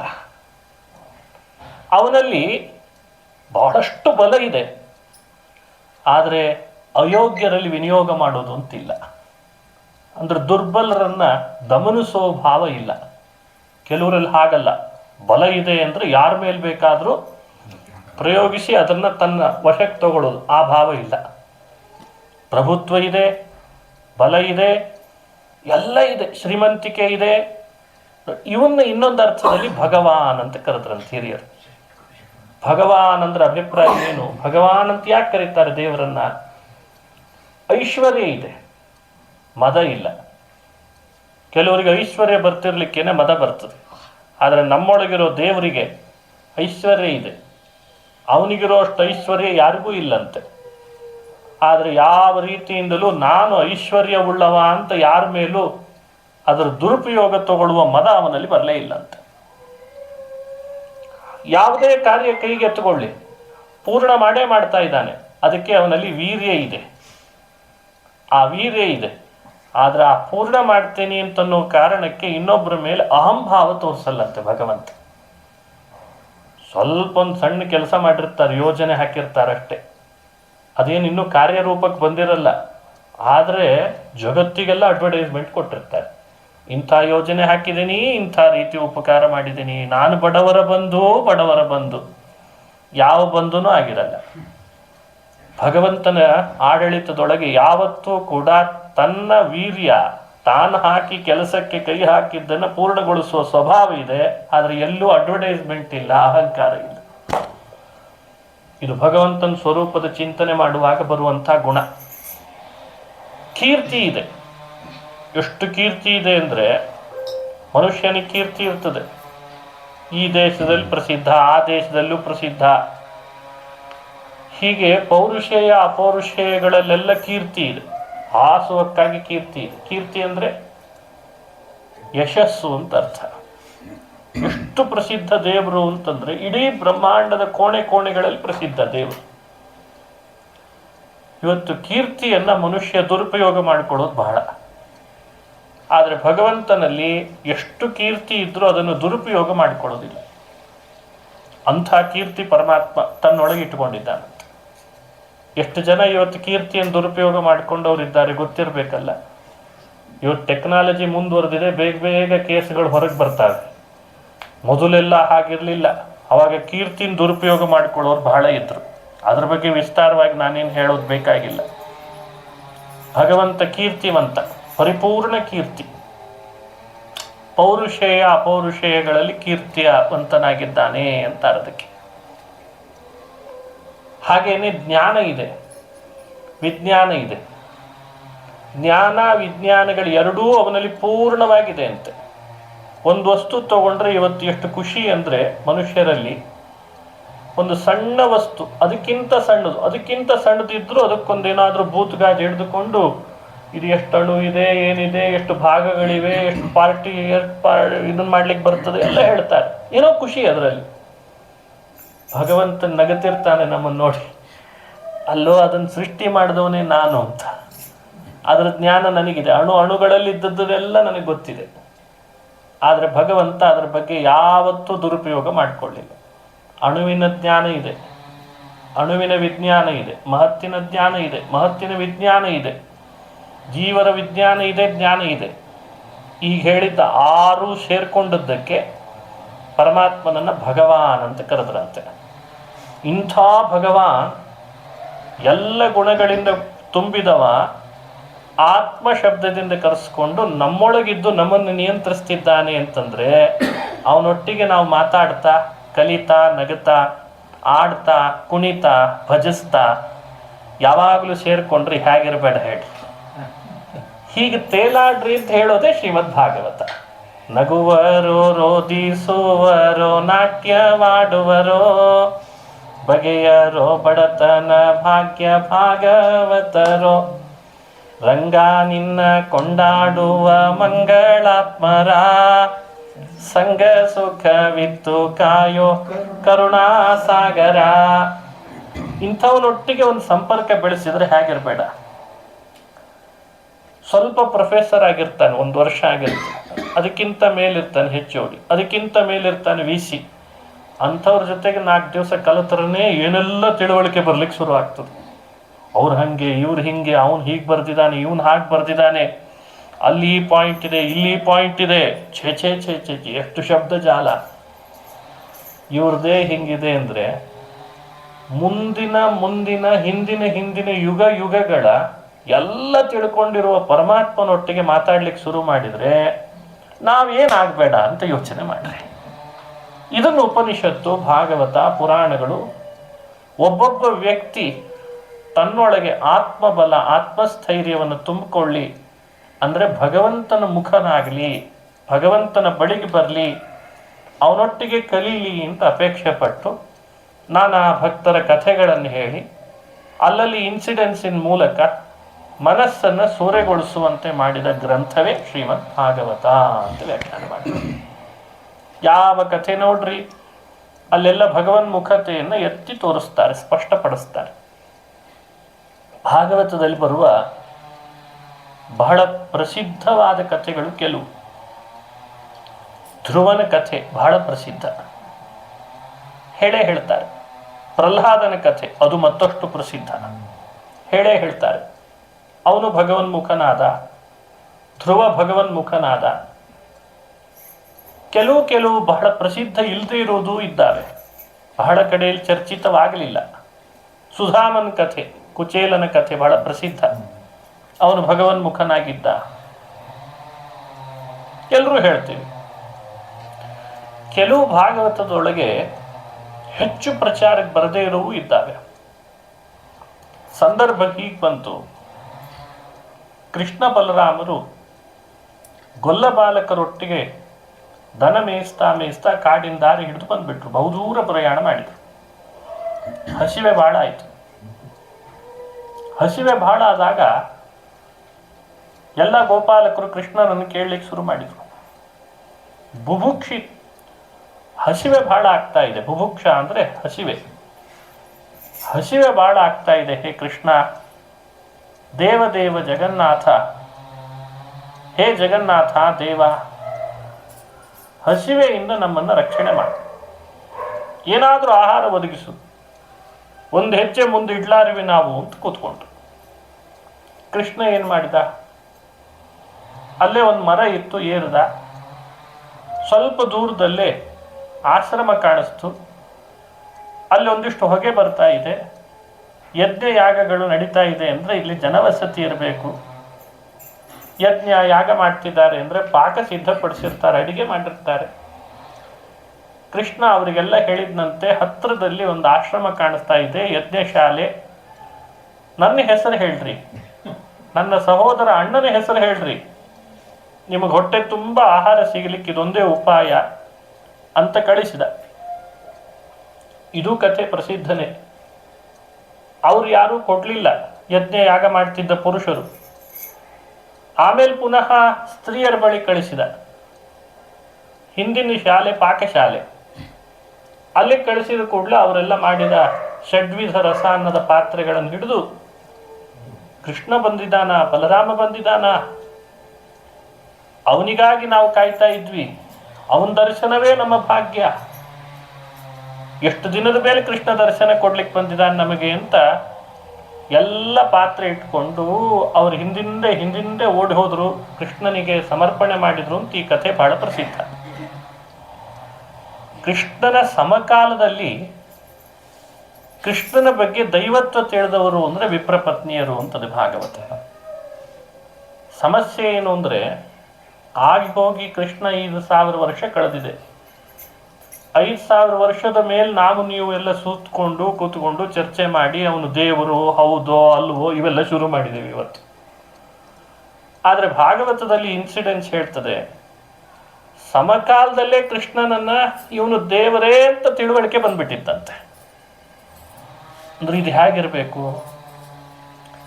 ಪುರಾಣಗಳನ್ನ, ಉಪನಿಷತ್ತುಗಳನ್ನ, ವೇದಗಳನ್ನ ಮನೆಗಳಲ್ಲಿ ಅಧ್ಯಯನ ಮಾಡ್ತಾನೆ ಒಂದು ತಿಳುವಳಿಕೆ ನಮಗೇನು ಬಂದಿದೆ ಇವತ್ತು ಅಂದರೆ, ಮುಂದೊಬ್ಬ ಕಲ್ಕಿ ಅಂತ ಬರ್ತಾನೆ, ಅವನು ಇಂಥ ಗ್ರಾಮದಲ್ಲಿ ಹುಟ್ಟುತ್ತಾನೆ, ಅವನ ತಂದೆ ತಾಯಿ ಅಂದ್ರೆ ಇಂಥವರು ಅಂತ ತಿಳುವಳಿಕೆ ನಮಗಿದೆ. ಹೀಗೆ ಪುರಾಣ ಕೇಳ್ತಿದ್ದು, ಉಪನಿಷತ್ತುಗಳನ್ನ, ರಾಮಾಯಣವನ್ನ ಜನಜನಿತವಾಗಿ ಹೇಳ್ತಿದ್ದರಿಂದ ಕೃಷ್ಣ ಅನ್ನೋದ್ರ ತಿಳುವಳಿಕೆ ಅವ್ರಿಗೆ ಮೊದಲೇ ಇತ್ತಂತೆ, ವಿಷ್ಣು ಅಂತ. ಹಾಗಾಗಿ ಅವರು ಕೃಷ್ಣ ಅಂದ್ರೆ ದೇವರೇ. ಓಡೋಡಿ ಬಂದ್ರು, ಕೊಟ್ಟರು, ಕೃಷ್ಣ ಅವರಿಗೆ ಮುಕ್ತಿ ಕೊಟ್ಟ ಅಂತ ಭಾಗವತದ ಕಥೆ. ಇದು ಪ್ರಸಿದ್ಧ. ಇದರ ಮುಂದಿನ ಇನ್ಸಿಡೆನ್ಸ್ ಅನ್ನ 2 ಮಾತಿನಲ್ಲಿ ಶುಕಮುನಿಗಳು ಹೇಳ್ತಾರೆ. ಇಷ್ಟು ಜನ ಮಹಿಳೆಯರು ಹೊರಟ್ರಲ್ಲ, ಒಬ್ಬ ಪುರುಷ ಮಾತ್ರ ಅವ್ರ ಮನೆಯವ್ರನ್ನ ಬಿಡಲೇ ಇಲ್ಲಂತ. ಇದನ್ನು ಭಾಗವತ ಹೇಳ್ತದೆ. ಒಬ್ಬ ಪುರುಷ ಬಂದ, ಒಬ್ಬ ಯಜಮಾನ, ಅವನ ಕೈಗೆ ಸಿಕ್ಕಾಕೊಂಡ್ಳು ಪಾಪ ಅವಳು ಹೆಂಡತಿ. ಕೈ ಗಟ್ಟಿ ಹಿಡಿದು ಅವಳನ್ನು ಎಳ್ಕೊಂಡು ಹೋಗಿ ಕೋಣೆಯಲ್ಲಿ ಕೂಡ ಹಾಕಿ ಚಿಲ್ಕ ಹಾಕೇ ಬಿಟ್ಟ. ಅವಳು ಕೂಗಾಡ್ತಾ ಇದ್ದಾಳೆ, ಬಿಡು ಬಿಡು ನಾನು ಹೋಗ್ಬೇಕು ಅಂತ. ಬಿಡ್ತಿಲ್ಲ. ಎಲ್ರಿಗೂ ಕೂಗಾಡೆ ಕಳಿಸಿದ್ರು ಉಳಿದ ಯಜಮಾನರು. ಅವಳಿಗೂ ಕೂಗಾಡ್ತಾ ಇದ್ದಾಳೆ ಅವಳೇ, ಅವನು ಬಿಡ್ತಾ ಇಲ್ಲ. ಹಾಗೆ ಒಳಗೆ ಇದ್ಲು. ಅವರೆಲ್ಲ ಹೋದ್ರು, ಭಗವಂತನ ದರ್ಶನ ಪಡೆದ್ರು, ಮಾಡಿದ ಷಡ್ವಿಧ ರಸಾಯನವನ್ನ ದೇವರ ಮುಂದಿಟ್ಟರು, ಸಮರ್ಪಣೆ ಮಾಡಿದ್ರು. ಇವಳು ಕೋಣೆಯಲ್ಲಿ ಕೂಡ ಹಾಕಿದ ಕೂಡಲೇ ಯಜಮಾನನನ್ನು ಬೈಲಿಲ್ಲ, ಆದರೆ ಮನಸ್ಸಿನಲ್ಲಿ ತನ್ನನ್ನೇ ಬೈಕೊಂಡ್ಲಂತೆ. ಏನು ಪಾಪ ಮಾಡಿದ್ನೋ ಏನೋ, ಕೃಷ್ಣನ ದರ್ಶನದ ಭಾಗ್ಯ ನನಗಿಲ್ಲಲ್ಲ ಅಂತ ಬೈಕೊಂಡ್ಲಂತೆ. ಅದೇ ಹತ್ತಿರದಲ್ಲಿ ಕೃಷ್ಣ ಬಂದು ಹೇಳಿ ಕಳಿಸಿದಾನೆ, ಬಾ ನನ್ನ ದರ್ಶನಕ್ಕೆ ಅಂದ್ರೆ ನಂಗೆ ಹೋಗ್ಲಿಕ್ಕೆ ಆಗ್ತಿಲ್ಲಲ್ಲ ಅಂತ. ಕೃಷ್ಣ, ನಿನಗೆ ನನ್ನನ್ನೇ ಅರ್ಪಣೆ ಮಾಡ್ಕೊಡ್ತೀನಿ, ಬೇಡ ನನಗೆ ಈ ಜನ್ಮ, ನೀನಿಲ್ಲದೆ, ನಿನ್ನ ದರ್ಶನ ಇಲ್ಲದೆ ಧಿಕ್ಕಾರ ನನ್ನ ಈ ಜನ್ಮಕ್ಕೆ ಅಂತ ಭಾವಿಸಿ ದೇಹ ಬಿಟ್ಲಂತೆ ಕೋಣೆಯಲ್ಲಿ. ಆ ಕೋಣೆಯಲ್ಲಿ ದೇಹ ಬಿಟ್ಟ ಅವಳಿಗೂ ಭಾಗವತ ಹೇಳ್ತದೆ, ಷಡ್ವಿಧ ರಸಾನ್ನವನ್ನು ಕೊಟ್ಟು ಕೃಷ್ಣನ ದರ್ಶನ ಮಾಡಿ ಬಂದವರಿಗೆಲ್ಲ ಯಾವ ಲೋಕ ಕೊಟ್ಟನೋ ಅದೇ ಲೋಕವನ್ನು ಅವಳಿಗೂ ಕೊಟ್ಟ ಅಂತ ಭಾಗವತ ಹೇಳ್ತದೆ. ಹಾಗಾದ್ರೆ ಷಡ್ವಿಧ ರಸಾನ್ನ ಕೊಟ್ಟವರಿಗೂ ಮುಕ್ತಿ, ಕೊಡದೆ ಕೋಣೆಯಲ್ಲೇ ಕೂಡ ಹಾಕಿದ್ರಿಂದ ಒಳಗಿದ್ದವಳಿಗೂ ಮುಕ್ತಿ. ಸಹಜವಾಗಿ ಚರ್ಚೆ ನಡೀತದೆ, ಏನೂ ಕೊಡದವಳಿಗೆ ಮುಕ್ತಿ ಯಾಕೆ ಕೊಟ್ಟ ದೇವರು ಅಂತ. ಅದಕ್ಕೆ ಶುಕಮುನಿಗಳಂತಾರೆ, ಕೊಡೋದು ತಗೊಳ್ಳೋದು ದೇವರು ಮುಕ್ತಿ ಕೊಡ್ಲಿಕ್ಕೆ ಕಾರಣ ಅಲ್ಲ, ಒಳಗೆ ಹೃದಯದಲ್ಲಿದ್ದ ಭಕ್ತಿ ಭಗವಂತ ಮುಕ್ತಿ ಕೊಡ್ಲಿಕ್ಕೆ ಕಾರಣ ಅಂತ ಸ್ಪಷ್ಟಪಡಿಸ್ತಾರೆ. ಕೊಟ್ಟದ್ದು ನಿಮಿತ್ತ, ಇಸುಗೊಂಡದ್ದು ನಿಮಿತ್ತ ಮಾತ್ರ, ಆದ್ರೆ ಒಳಗಿರುವ ಭಾವ ಇದೆಯಲ್ಲ ಅದು ಬಹಳ ಮುಖ್ಯ. ಹಾಗಾಗಿ ನಾವು ಭಗವಂತನಲ್ಲಿ ಮಾಡಬೇಕಾದದ್ದು ಷಡ್ವಿಧ ರಸಾನ್ನವೋ, ಆ ಕರೆದ ಭಕ್ಷ್ಯ ಭೋಜ್ಯಗಳು ಅಥವಾ ಇನ್ನಿತರ ವಸ್ತುಗಳು ಅದು ಮುಖ್ಯ ಆಗ್ತದೋ, ಅವಕಾಶ ಇದ್ದು ಅದನ್ನು ಮಾಡಿದರೂ ಸರಿ, ಇಲ್ದಿದ್ರೂ ಸರಿ, ಒಳಗಿರುವ ಭಾವ ಮಾತ್ರ ನನಗೆ ಬೇಕಾಗ್ತದೆ ಅಂತಂತಾನೆ ಭಗವಂತ. ಅವಳಿಗೆ ಸದ್ಗತಿ ಕೊಟ್ಟ. ಈ ಇನ್ಸಿಡೆನ್ಸ್ಗಳು ಮನುಷ್ಯನ ಮೇಲೆ ಪ್ರಭಾವ ಬೀರದೇ ಇರ್ತದ, ಇದನ್ನು ಭಾಗವತ ನಮೂದಿಸ್ತದೆ. ಇಂಥ ಎಷ್ಟೋ ಕಥೆಗಳನ್ನು ದಾಖಲು ಮಾಡಿದ್ದಾರೆ. ಶಬಲಾಶ್ವ ಅಂತ ಒಬ್ಬ, ಇನ್ನೊಬ್ಬ ಹರಿಯಶ್ವ, ಶ್ರುತದೇವ ಅಂತಿದ್ದ. ಶಬಲಾಶ್ವ ಅಲ್ಲ, ಶ್ರುತದೇವ ಅಂತ ಒಬ್ಬ. ಶ್ರುತದೇವ ಅಂತ ಆತನ ಹೆಸರೇ ಶ್ರುತದೇವ. ಇನ್ನೊಬ್ಬ ಇದ್ದ ಬಹುಲಾಶ್ವ ಅಂತ. ಬಹುಲಾಶ್ವನಿಗೆ ಯಾಕೆ ಆ ಹೆಸರು ಬಂತು ಅಂದರೆ, ಕುದುರೆಗಳು ಜಾಸ್ತಿ ಇತ್ತಂತೆ. ಅಶ್ವ ಅಂದರೆ ಕುದುರೆ. ಹಿಂದೆಲ್ಲ ಕುದುರೆಗಳನ್ನು ಸಾಕ್ತಾ ಇದ್ರೆ ಶ್ರೀಮಂತರು ಅಂತ ಅರ್ಥ. ಆಕಳುಗಳು ಬಹಳ ಇವೆ, ಕುದುರೆ ಬಹಳ ಇದೆ, ಎತ್ತು ಬಹಳ ಇದೆ, ಮನೆ ಒಳಗೆ ಅದೊಂದು ದೊಡ್ಡ ಸಂಪತ್ತು ಅಂತ. ಇವಾಗೆಲ್ಲ ಕಾರ್ಗಳು ಬಹಳ ಇಟ್ಕೊಂಡಿದ್ದಾರೆ ಅಂದರೆ ಶ್ರೀಮಂತರು ಅಂತ. ಒಂದಲ್ಲ, ಎರಡಲ್ಲ, ಮೂರಲ್ಲ, ಒಂದು 4 ಟೂ ವೀಲರು, 5 ಕಾರ್ ಇದೆ ಅಂದರೆ ಶ್ರೀಮಂತ ಅಂತ ಸಾಮಾನ್ಯವಾಗಿ ಲೆಕ್ಕ ಇದೆ ಅಲ್ಲ. ಹಾಗೆ ಹಿಂದೆ ಬಹುಲಾಶ್ವ ಅಂತ, ಪ್ರಾಯ ಅದು ಹೆಸರಲ್ಲ, ಅವನು ಶ್ರೀಮಂತಿಕೆಯನ್ನು ತೋರಿಸ್ಲಿಕ್ಕೆ ಇಟ್ರು ವೇದವ್ಯಾಸರ ಆ ಕ್ಯಾರೆಕ್ಟರಿಗೆ. ಬಹುಲಾಶ್ವ ಅಂದರೆ ಕುದುರೆಗಳನ್ನು ಬಹಳ ಸಾಕಿದ್ದ. ಶ್ರುತದೇವ ಇನ್ನೊಬ್ಬನ ಹೆಸರು.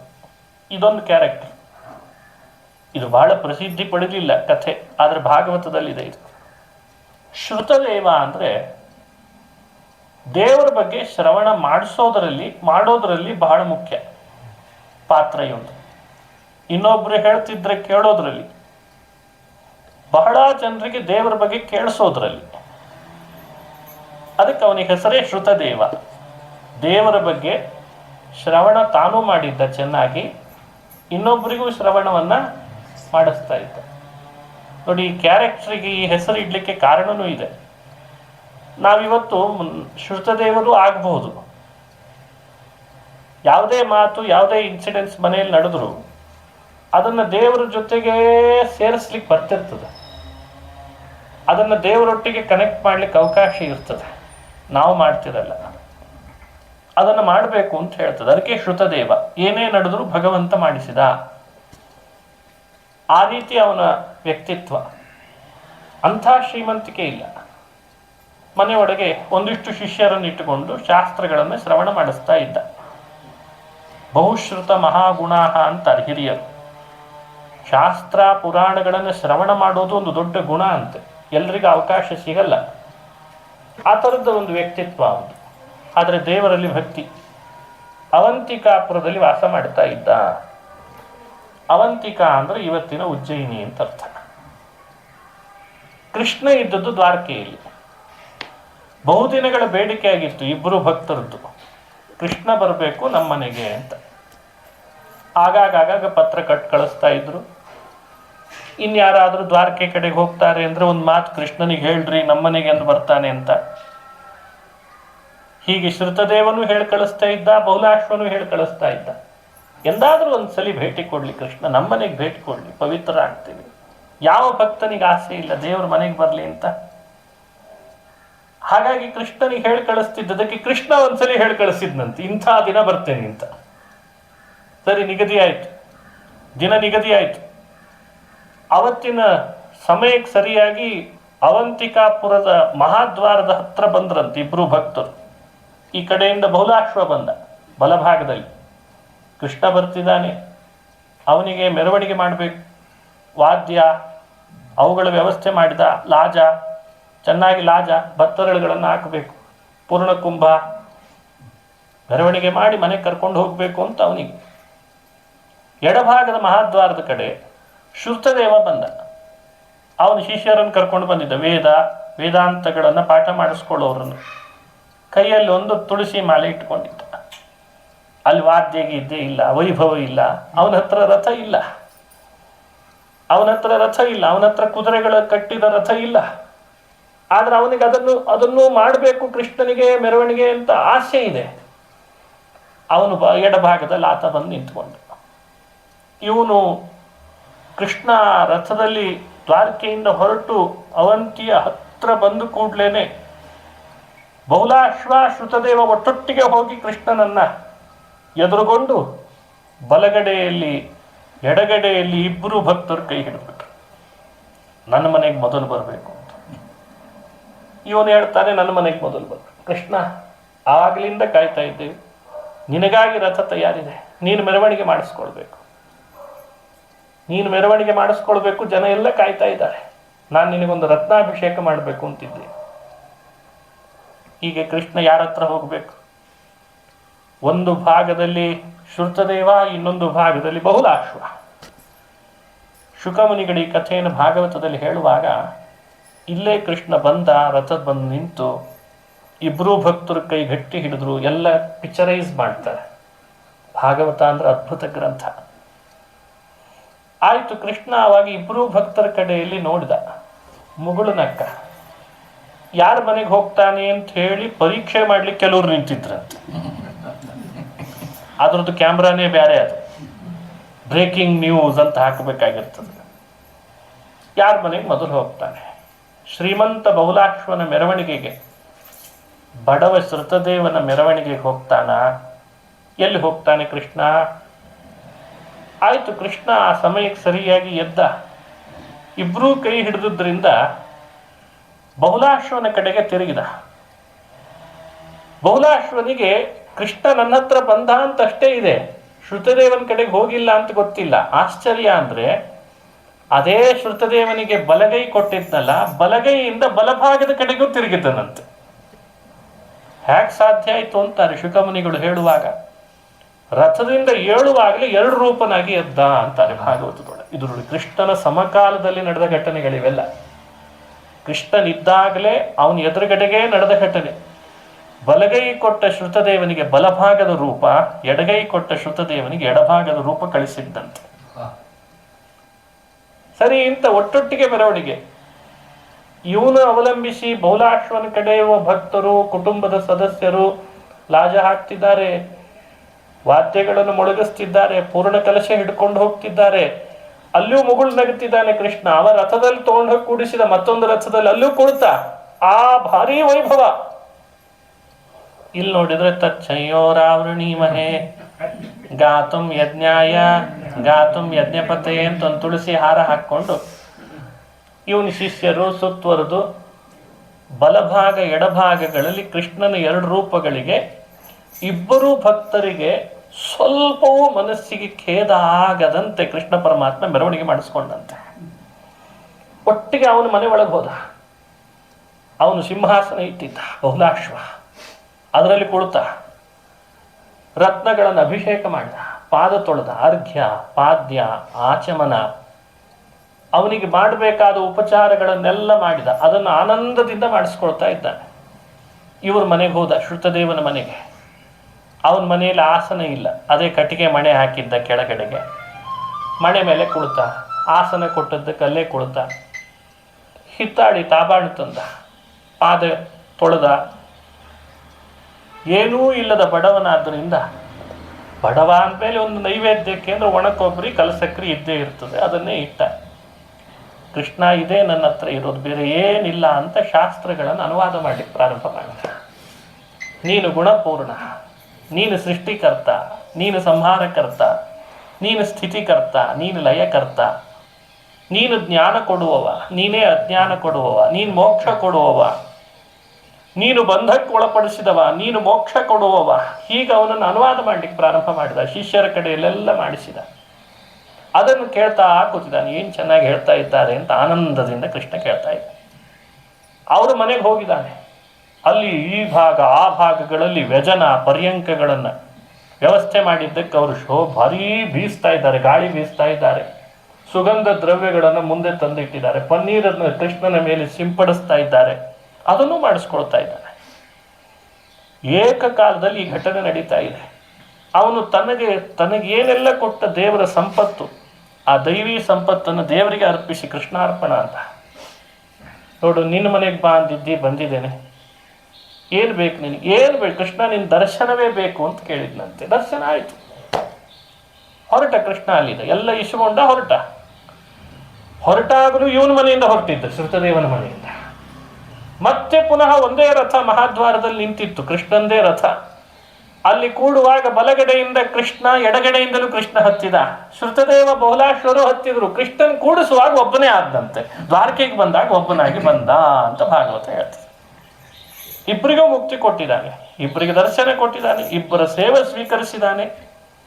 ಈ ಕಥೆಯನ್ನು ಪರೀಕ್ಷಿತ್ ರಾಜನಿಗೆ ಶುಕಾಚಾರ್ಯರು ಹೇಳ್ತಾರೆ, ಈಗ ಹೇಳು, ಶ್ರೀಕೃಷ್ಣನ ಮಹಿಮೆಯನ್ನು ಶ್ರವಣ ಮಾಡಿದೆಯಲ್ಲ, ಶ್ರುತದೇವನಿಗೆ ಬಹುಲಾಶ್ವನಿಗೆ ಭಗವಂತ ಕೊಟ್ಟದ್ದೇನು, ಅವರಿಂದ ಇವ ಅಪೇಕ್ಷಿಸಿದ್ದಾದರೂ ಏನು? ಈ ವಿಷಯವನ್ನು ಅರ್ಥೈಸಿಕೊಂಡಾಗ ಶ್ರುತದೇವನಂತಾದರೂ ಸರಿ, ಬಹುಲಾಶ್ವನಂತಾದರೂ ಸರಿ, ಕೃಷ್ಣ ಮಾತ್ರ ಇಬ್ಬರಿಗೂ ಅನುಗ್ರಹ ಮಾಡೇ ಮಾಡ್ತಾನೆ ಎನ್ನುವ ವಿಷಯವನ್ನು ಭಾಗವತ ಅನುಸಂಧಾನ ಮಾಡಿಸ್ತದೆ. ಈ ಅರ್ಥದಲ್ಲಿ ದೇವರನ್ನು ಸಮ ಅಂತ ಭಗವದ್ಗೀತೆ ಹೇಳ್ತದಂತೆ. ಭಗವಂತನಲ್ಲಿ ಸಮತ್ವವನ್ನು ಯಾರು ತಿಳಿತಾರೋ, ಸಮಃ ಅಂತ, ಸಮೋಹಂ ಸರ್ವಭೂತೇಷು, ಭಗವದ್ಗೀತೆಯ ಮಾತು. ಸಮೋಹಂ ಸರ್ವಭೂತೇಷು, ಎಲ್ಲ ಪ್ರಾಣಿಗಳ ವಿಷಯದಲ್ಲಿ, ಜೀವದ ವಿಷಯದಲ್ಲಿ, ಭಕ್ತರ ವಿಷಯದಲ್ಲಿ ನಾನು, ನನ್ನ ಮನಸ್ಸು, ನನ್ನ ಕ್ರಿಯೆ ಯಾವುದರಲ್ಲೂ ಏರ್ಪೇರಿಲ್ಲ. ಸಮೋಹಂ ಸರ್ವಭೂತೇಷು. ಅವನಲ್ಲಿರುವ ಶ್ರೀಮಂತಿಕೆ ನನ್ನನ್ನೇನೂ ಮಾಡಲಾರದು, ಅವನಲ್ಲಿರುವ ಬಡತನ ನನ್ನನ್ನೇನೂ ಮಾಡಲಾರದು, ಅವನಲ್ಲಿರುವ ಭಕ್ತಿ ಅದಕ್ಕೆ ಅರ್ಹತೆ ಎಷ್ಟಿರ್ತದೋ ಅದಕ್ಕೆ ಅನುಗುಣವಾಗಿ ನನ್ನಿಂದ ಫಲ ಪಡೀಲಿಕ್ಕೆ ಆಗ್ತಿರ್ತದೆ. ಅದನ್ನು ನಾನು ವ್ಯವಸ್ಥೆ ಮಾಡ್ತೇನೆ. ಆದರೆ ಅವನಿಂದ ನನ್ನಲ್ಲಿ ವಿಕಾರ ಇಲ್ಲ. ಈ ತತ್ವ ತಿಳ್ಕೊಂಡು ಯಾರು ನನ್ನನ್ನು ಆರಾಧನೆ ಮಾಡ್ತಾರೆ ಅವನನ್ನು ನನ್ನ ಉದರದಲ್ಲಿಟ್ಟು ರಕ್ಷಣೆ ಮಾಡ್ತೇನೆ ಅಂತ ಭಗವದ್ಗೀತೆಯಲ್ಲಿ ಕೃಷ್ಣ ಹೇಳ್ತಾನೆ. ನೋಡಿ, ಇದು ಸಮತ್ವ ಚಿಂತನೆ ಅಂದರೆ ಹೀಗೆ ಮಾಡಬೇಕು. ರತ್ನಾಭಿಷೇಕ ಮಾಡಲಿ, ಸಿಂಹಾಸನ ಇಡಲಿ, ಮೆರವಣಿಗೆ ಮಾಡಿಸ್ಲಿ, ಅವನು ಒಬ್ಬ ಭಕ್ತನೇ. ತುಳಸಿ ಮಾಲೆ ಹಾಕಲಿ, ಒಣಕೊಬ್ಬರಿ ಇಡಲಿ, ಕಲಸಕ್ಕರೆ ಇಡಲಿ, ನೆಲದ ಮೇಲೆ ಕೂಡಿಸ್ಲಿ, ಅವನು ಭಕ್ತನೇ. ಅವನಿಂದ ಆಗಬೇಕಾದದ್ದು ಏನೂ ಇಲ್ಲ, ಇವನಿಂದ ಆಗದೇ ಇದ್ದದ್ದು ಅಂತಿಲ್ಲ ಅಂತಾನೆ ಕೃಷ್ಣ. ಈ ತಿಳುವಳಿಕೆ ನಮ್ಗೆ ಯಾವತ್ತು ಬರ್ತದೆ, ಅವತ್ತು ನಾವು ಇಲ್ಲೇ ಇದ್ರೂ ಮುಕ್ತರಾದ ಹಾಗೆ ಲೆಕ್ಕ ಅಂತದೆ. ಭಗವಂತನ ಸಮತ್ವದ ಆಲೋಚನೆಯೂ ಬರಬೇಕು. ಅವನ ಕಥಾನಕವನ್ನು ಶ್ರವಣ ಮಾಡ್ತಾ ಅವನಲ್ಲಿರುವ ಅಪಾರವಾದ ಕರುಣೆಯ ತಿಳುವಳಿಕೆ ಬರ್ತಾ ಹೋಗಬೇಕು. ಏನು ಕರುಣಾನಿಧಿಯೋ ಹರಿ ಮತ್ತೇನು ಭಕ್ತಾಧೀನನೋ. ಎಷ್ಟು ಕರುಣಾನಿಧಿ ದೇವರು ಅಂದರೆ, ಒಬ್ಬ ಭಕ್ತ ಅಪೇಕ್ಷೆ ಪಡ್ತಿದ್ದಾನೆ, ನನ್ನ ಬರಲಿ, ನನ್ನ ದರ್ಶನ ಮಾಡಲಿ ಅಂತ. ಅವನಿಗೆ ಆ ಸಮಯಕ್ಕೆ ಸರಿಯಾಗಿ ತನ್ನ ದರ್ಶನ ಕೊಡ್ತಾನೆ. ಊಹಿಸ್ಲಿಕ್ಕೆ ಸಾಧ್ಯ ಇಲ್ಲ ನಾವ್ಯಾರು ಅಂಥ ಭಗವಂತನ ಶಕ್ತಿ. ಆದರೆ ಆ ವೇವ್ಸು ಯಾವಾಗ ನಮಗೆ ಕನೆಕ್ಟ್ ಆಗ್ತದೆ ನಮಗೆ ಗೊತ್ತಿರಲ್ಲ ಅಷ್ಟೆ. ಅದು ಒಪ್ಪಿಕೊಳ್ಬೇಕಾದದ್ದು. ಕೆಲವ್ರು ಕೇಳ್ತಿರ್ತಾರೆ, ಅಲ್ಲ ಇಷ್ಟೆಲ್ಲ ನೀವೇನೋ ಹೇಳ್ತೀರಿ, ಈಗಲೇ ದೇವ್ರು ಯಾಕೆ ಕೊಡಬಾರ್ದು ದರ್ಶನ ಅಂತ. ಈ ಭಗವಂತನ ಬಗ್ಗೆ ಉಪನ್ಯಾಸ ಉಪದೇಶ ಮಾಡುವಾಗೆಲ್ಲ ಮಾಡೋರಿಗೆ ಬರೋ ಸಮಸ್ಯೆ ಇದೆ ಅಂತ. ಉಪದೇಶ ಮಾಡೋರಿಗೆ ಈಗ ಯಾಕೆ ಕೊಡಲಿಲ್ಲ ಅಂತ. ನಾನಿಷ್ಟು ಅಂತಃಕರಣದಿಂದ, ಶ್ರದ್ಧೆಯಿಂದ, ಭಕ್ತಿಯಿಂದ ದೇವರನ್ನು ಸೇವೆ ಮಾಡಿದ್ದೇನೆ, ಎಷ್ಟು ಪ್ರಾಮಾಣಿಕವಾಗಿದ್ದೇನೆ, ಯಾವತ್ತೂ ಸುಳ್ಳು ಹೇಳಿಲ್ಲ, ಯಾರಿಗೂ ಕೆಟ್ಟದ್ದನ್ನು ಬಯಸಲಿಲ್ಲ, ತಲೆ ಒಡಿಲಿಲ್ಲ, ಲಂಚ ತಗೊಳ್ಳಿಲ್ಲ, ಆದರೆ ದೇವರು ಈಗ ಯಾಕೆ ನನ್ನ ಮೇಲೆ ಕಣ್ಣು ತೆಗಿಲಿಲ್ಲ ಅಂತ. ಅದಕ್ಕೆ ಭಾಗವತ ಸಚ್ಚಾಸ್ತ್ರ ಕೆಲವು ಉದಾಹರಣೆಗಳಿಂದ ನಮ್ಮ ಬಗ್ಗೆ ನಮ್ಮನ್ನು ತಿದ್ದುಪಡಿ ಮಾಡಲಿಕ್ಕೆ ಅದು ಪ್ರಯತ್ನ ಪಡ್ತದೆ. ವೇದ ಪ್ರಾಮಾಣ್ಯ ಕಾರಣ ಅಂತ ಹಿರಿಯರು ಹೇಳ್ತಾರೆ. ಕರ್ತೃತ್ವ ದೇವರಲ್ಲಿದೆ, ಸ್ವಾತಂತ್ರ್ಯ ಭಗವಂತನಲ್ಲಿದೆ, ಸರ್ವಶಕ್ತಿ ದೇವರಲ್ಲಿದೆ, ಮಾಡಲಿಕ್ಕಾಗೋದೇ ಇಲ್ಲ ಅನ್ನೋದನ್ನು ಮಾಡುವ ಶಕ್ತಿ ದೇವರಲ್ಲಿದೆ. ಇದನ್ನು ನಾನು ಮಾಡೇ ಮಾಡ್ತೀನಿ ಅಂತ ಹಠ ತೊಟ್ಟವನನ್ನು ಮಾಡದೇ ಇರೋಂಗೆ ಮಾಡಲಿಕ್ಕೂ ದೇವರಲ್ಲಿ ಶಕ್ತಿ ಇದೆ. ಇದೆಲ್ಲ ಸರಿ, ಇದೆಲ್ಲ ಒಂದೊಂದೊಂದೊಂದು ಸರಿ. ಆದರೆ ಭಗವಂತನು ಕೆಲವು ಸಂಕಲ್ಪಗಳನ್ನು ಮಾಡಿಕೊಂಡಿದ್ದಾನೆ ಅನ್ನೋ ರಹಸ್ಯವನ್ನು ಭಾಗವತ ಹೇಳ್ತದೆ. ಈಗ ಸತ್ಯ ಸಂಕಲ್ಪ ಅಂದ್ರೆ ಅರ್ಥ ಏನು? ಸತ್ಸಂಕಲ್ಪ ಅಂತ ಅನ್ನೋ ಶಬ್ದದ ಅಭಿಪ್ರಾಯ ಏನು? ಸರ್ವಶಕ್ತ ಅನ್ನೋದರ ಅರ್ಥ ಏನು? ಇವುಗಳನ್ನು ಮನುಷ್ಯ ಆಲೋಚನೆ ಮಾಡಬೇಕು. ಒಂದು ಹಠ ಇದೆ ನಮಗೆ, ನನಗಿದು ಬೇಕು ಅಂತ. ನಾವು ದೇವರ ಭಕ್ತರಾಗಿದ್ದೇವೆ, ಹಾಗಾಗಿ ದೇವರಲ್ಲಿ ಮೊರೆ ಇಡುವಾಗ ನಮ್ಮ ಹಠಕ್ಕೆ ಅನುಗುಣವಾಗಿ ದೇವರನ್ನು ಮಣಿಸ್ಲಿಕ್ಕೆ ಪ್ರಯತ್ನ ಪಡ್ತೀವಿ. ಯಾಕೆ ಅಂದರೆ ದೇವರು ಸರ್ವಶಕ್ತ ಅಂತ ಒಂದು ತರ್ಕ ಹಾಕ್ತೀವಿ. ಹಠ ನಮ್ಮದು, ಶಕ್ತಿ ಅವಂದು, ಭಕ್ತಿ ಮಾಡ್ತೇವೆ ಅನ್ನೋ ಒಂದು ಕಾರಣ ಇಟ್ಟುಕೊಂಡು ಅವನ ಹಠವನ್ನು ಪೂರೈಸ್ಕೊಳ್ಳಿಕ್ಕೆ ದೇವರನ್ನು ಹೇಳಲಿಕ್ಕೆ ಶುರು ಮಾಡ್ತೀವಿ. ಅದಕ್ಕೆ ಕಾರಣ ನೀನು ಸತ್ಯ ಸಂಕಲ್ಪ ಹೌದೋ ಅಲ್ಲ, ನೀನು ಸರ್ವಶಕ್ತ ಹೌದೋ ಅಲ್ಲ ಅಂತ ಅವನ ಮೇಲೆ ಕೂಡಿಸ್ತೀವಿ. ಈ ಇನ್ಸಿಡೆನ್ಸ್ ಏನು ನಡೀತದೆ ಇಂಥವೆಲ್ಲ, ಇವುಗಳ ಬಗ್ಗೆ ತಿಳುವಳಿಕೆ ಕೊಡಲಿ ಅಂತ ಭಾಗವತ ಬಂತಂತ. ಈಗ ಕಂಸ ಇದ್ದ, ಹಠ ಏನಾದರೂ ಮಾಡಿ ನನಗೆ ಮರಣ ಈ ಮಗುವಿನಿಂದ ಬರಬಾರ್ದು, ದೇವಕಿಯಲ್ಲಿ ಹುಟ್ಟೋ ಯಾವ ಮಕ್ಕಳು ನನ್ನನ್ನು ಕೊಲ್ಲಬಾರ್ದು, ಅಷ್ಟೂ ಮೀರಿ ಇನ್ನೇನಾದರೂ ನನಗಾಗಿ ಸಾವು ಬಂದರೆ ಬೇರೆ ವಿಚಾರ ಮತ್ತೆ, ಆದರೆ ನಾನು ಸಾಯಬಾರ್ದು. ಈ ಮಕ್ಕಳನ್ನು ನಾನು ಕೊಂದು ಬಿಟ್ರೆ ನನ್ನ ಕೊಲ್ಲೋರು ಯಾರು? ಇದು ಹಠ. ಆದರೆ ದೇವರ ಸಂಕಲ್ಪ ಏನಿದೆ? ಆ ಭಗವಂತ ಮಾಡಿದ ಸಂಕಲ್ಪ ಏನು? ನೀನು ಎಷ್ಟೇ ಪ್ರಯತ್ನ ಪಟ್ಟರು, ನೀನು ಅವಳಲ್ಲಿ ಹುಟ್ಟೋ ಮಕ್ಕಳನ್ನೆಲ್ಲ ಕೊಲ್ತೇನೆ ಅಂತ ಕೊಲ್ಲಿಕ್ಕೆ ಹೋದ್ರು, ನಾನು ಮಾತ್ರ ಇವಳಲ್ಲೇ ಹುಟ್ಟಿ ನಿನ್ನನ್ನು ಕೊಲ್ತೇನೆ ಅಂತ ಸಂಕಲ್ಪ ಭಗವಂತ. ಯಾವುದು ಸತ್ಯ ಆಯ್ತು? ಜರಾಸಂಧ ಅವನು ಇದೇ ಕೆಟಗರಿಯಲ್ಲೇ ಬರ್ತಾನೆ, ದುರ್ಯೋಧನ ಅವನು ಇದೇ ಕೆಟಗರಿಯಲ್ಲೇ ಬರ್ತಾನೆ. ಅಂದರೆ ಭಗವಂತನ ಆಲ್ರೆಡಿ ಇರುವ ಸಂಕಲ್ಪಕ್ಕೆ ವಿರುದ್ಧವಾದ ಹಠಗಳು ಭಕ್ತರಾಗಿಯೂ ಮಾಡ್ತಾರೆ ಅಂತಂದ್ರೆ ಅವ ಭಕ್ತ ಹೌದೋ ಅಲ್ಲೋ ಅಂತ ವಿಮರ್ಶೆ ಮಾಡಬೇಕಾಗ್ತದೆ ಅಂತದೆ ಭಾಗವತ. ಹಾಗಾದ್ರೆ ಭಕ್ತಿ ಅಂದ್ರೆ ಏನು? ಭಕ್ತಿ ಅಂದ್ರೆ ಏನು? ಶ್ರದ್ಧೆ ಅಂದ್ರೆ ಏನು ಅಂತ ಚರ್ಚೆ ಮಾಡ್ಲಿಕ್ಕೆ ಶುರು ಮಾಡಿದ್ವಿ ನಾವು.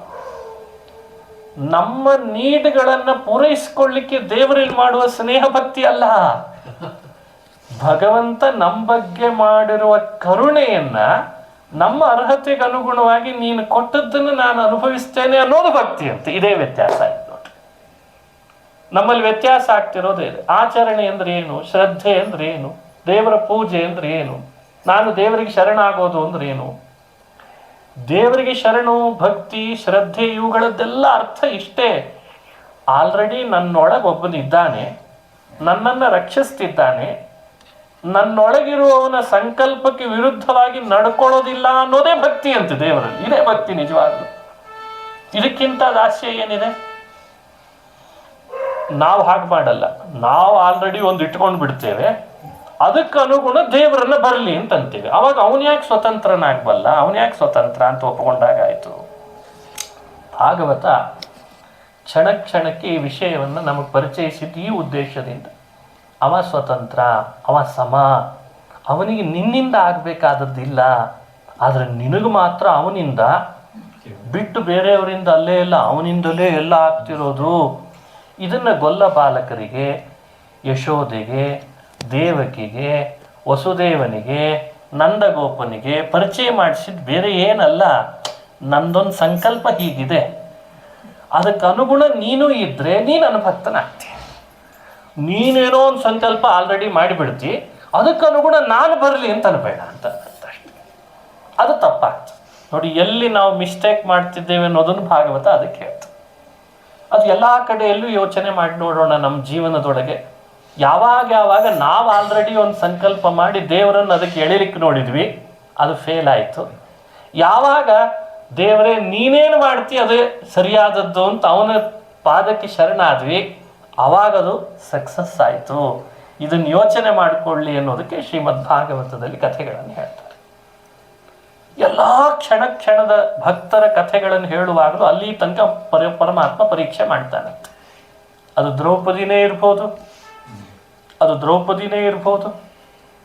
ಅಥವಾ ಉದ್ಧವನೇ ಇರ್ಬೋದು, ಅಕ್ರೂರನೇ ಇರ್ಬೋದು, ಅಥವಾ ಗೋಪಿಕಾ ಸ್ತ್ರೀಯರೇ ಇರ್ಬೋದು. ನಿಮ್ಮ ಸಂಕಲ್ಪಕ್ಕನುಗುಣ ನಾನಿರ್ಬೇಕಾ ಅಥವಾ ನನ್ನ ಸಂಕಲ್ಪಕ್ಕನುಗುಣ ನೀನು ಅಪೇಕ್ಷಿಸ್ತೀಯಾ? ಇಲ್ಲಿಗೆ ತಾಕಲಾಟ, ಯಾವಾಗಲೂ ತಾಕಲಾಟ ಇಲ್ಲಿಗೆ. ಇದಕ್ಕೆಲ್ಲ ವೇದಾಂತದಲ್ಲಿ ಬೇರೆ ಬೇರೆ ಅರ್ಥ ಹೇಳಿದ್ರು ಅಷ್ಟೇ. ಏನೇನೋ ಬೇರೆ ಬೇರೆ ಶಬ್ದಗಳಿದ್ದಾಗ ಬೇರೆ ಏನಿಲ್ಲೇ ಇಲ್ಲ. ಅದರೊಳಗೆ ಒಳಗಿರೋ ರಹಸ್ಯ ಇಷ್ಟೇ. ನನ್ನ ಸಂಕಲ್ಪಕ್ಕನುಗುಣ ನೀನು ಇರ್ತೀಯ ಅಥವಾ ನಿನ್ನ ಸಂಕಲ್ಪಕ್ಕನುಗುಣ ನಾ ಬರಲಿ ಅಂತಂತೀಯ? ನೀನು ಮಾಡಿದ ಸಂಕಲ್ಪಕ್ಕನುಗುಣ ನಾ ಬಂದರೆ ನಾನು ಯಾಕೆ ಸ್ವತಂತ್ರನಾಗಿರಬೇಕು? ನಮ್ದು ಅದು ಉದ್ದೇಶ.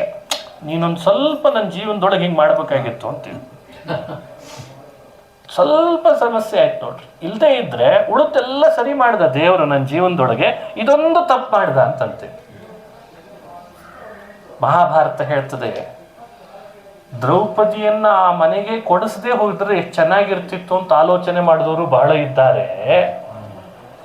ಕೊಡಿಸಿಯೂ ಪಾಂಡವರ ಮಧ್ಯದಲ್ಲಿ ಇರಿಸಿಯೂ ಕೌರವರ ಸಭೆಯೊಳಗೆ ಕರೆಸಿಯೂ ಅವಳ ಸೀರೆಯನ್ನು ಸೆಳೆಯುವಂತೆ ಮಾಡಿಯೂ ನಾನೇ ರಕ್ಷಕ ಅಂತ ಜಗತ್ತಿಗೆ ತೋರಿಸಿದ ಶ್ರೀಹರಿ ಅದು ಅವನಿಗೆ ಗೊತ್ತು ಅಂತಂತಾರೆ. ನಿನ್ನ ತರ್ಕಕ್ಕಿಂತ ಅವನ ರಕ್ಷಣೆಯ ಮಹಿಮೆ ಬಹಳ ದೊಡ್ಡದು ಅಂತದೆ ಮಹಾಭಾರತ. ಇದು ಮನುಷ್ಯ ಅರ್ಥೈಸ್ಕೊಳ್ಬೇಕಾದ ಸಂಗತಿ.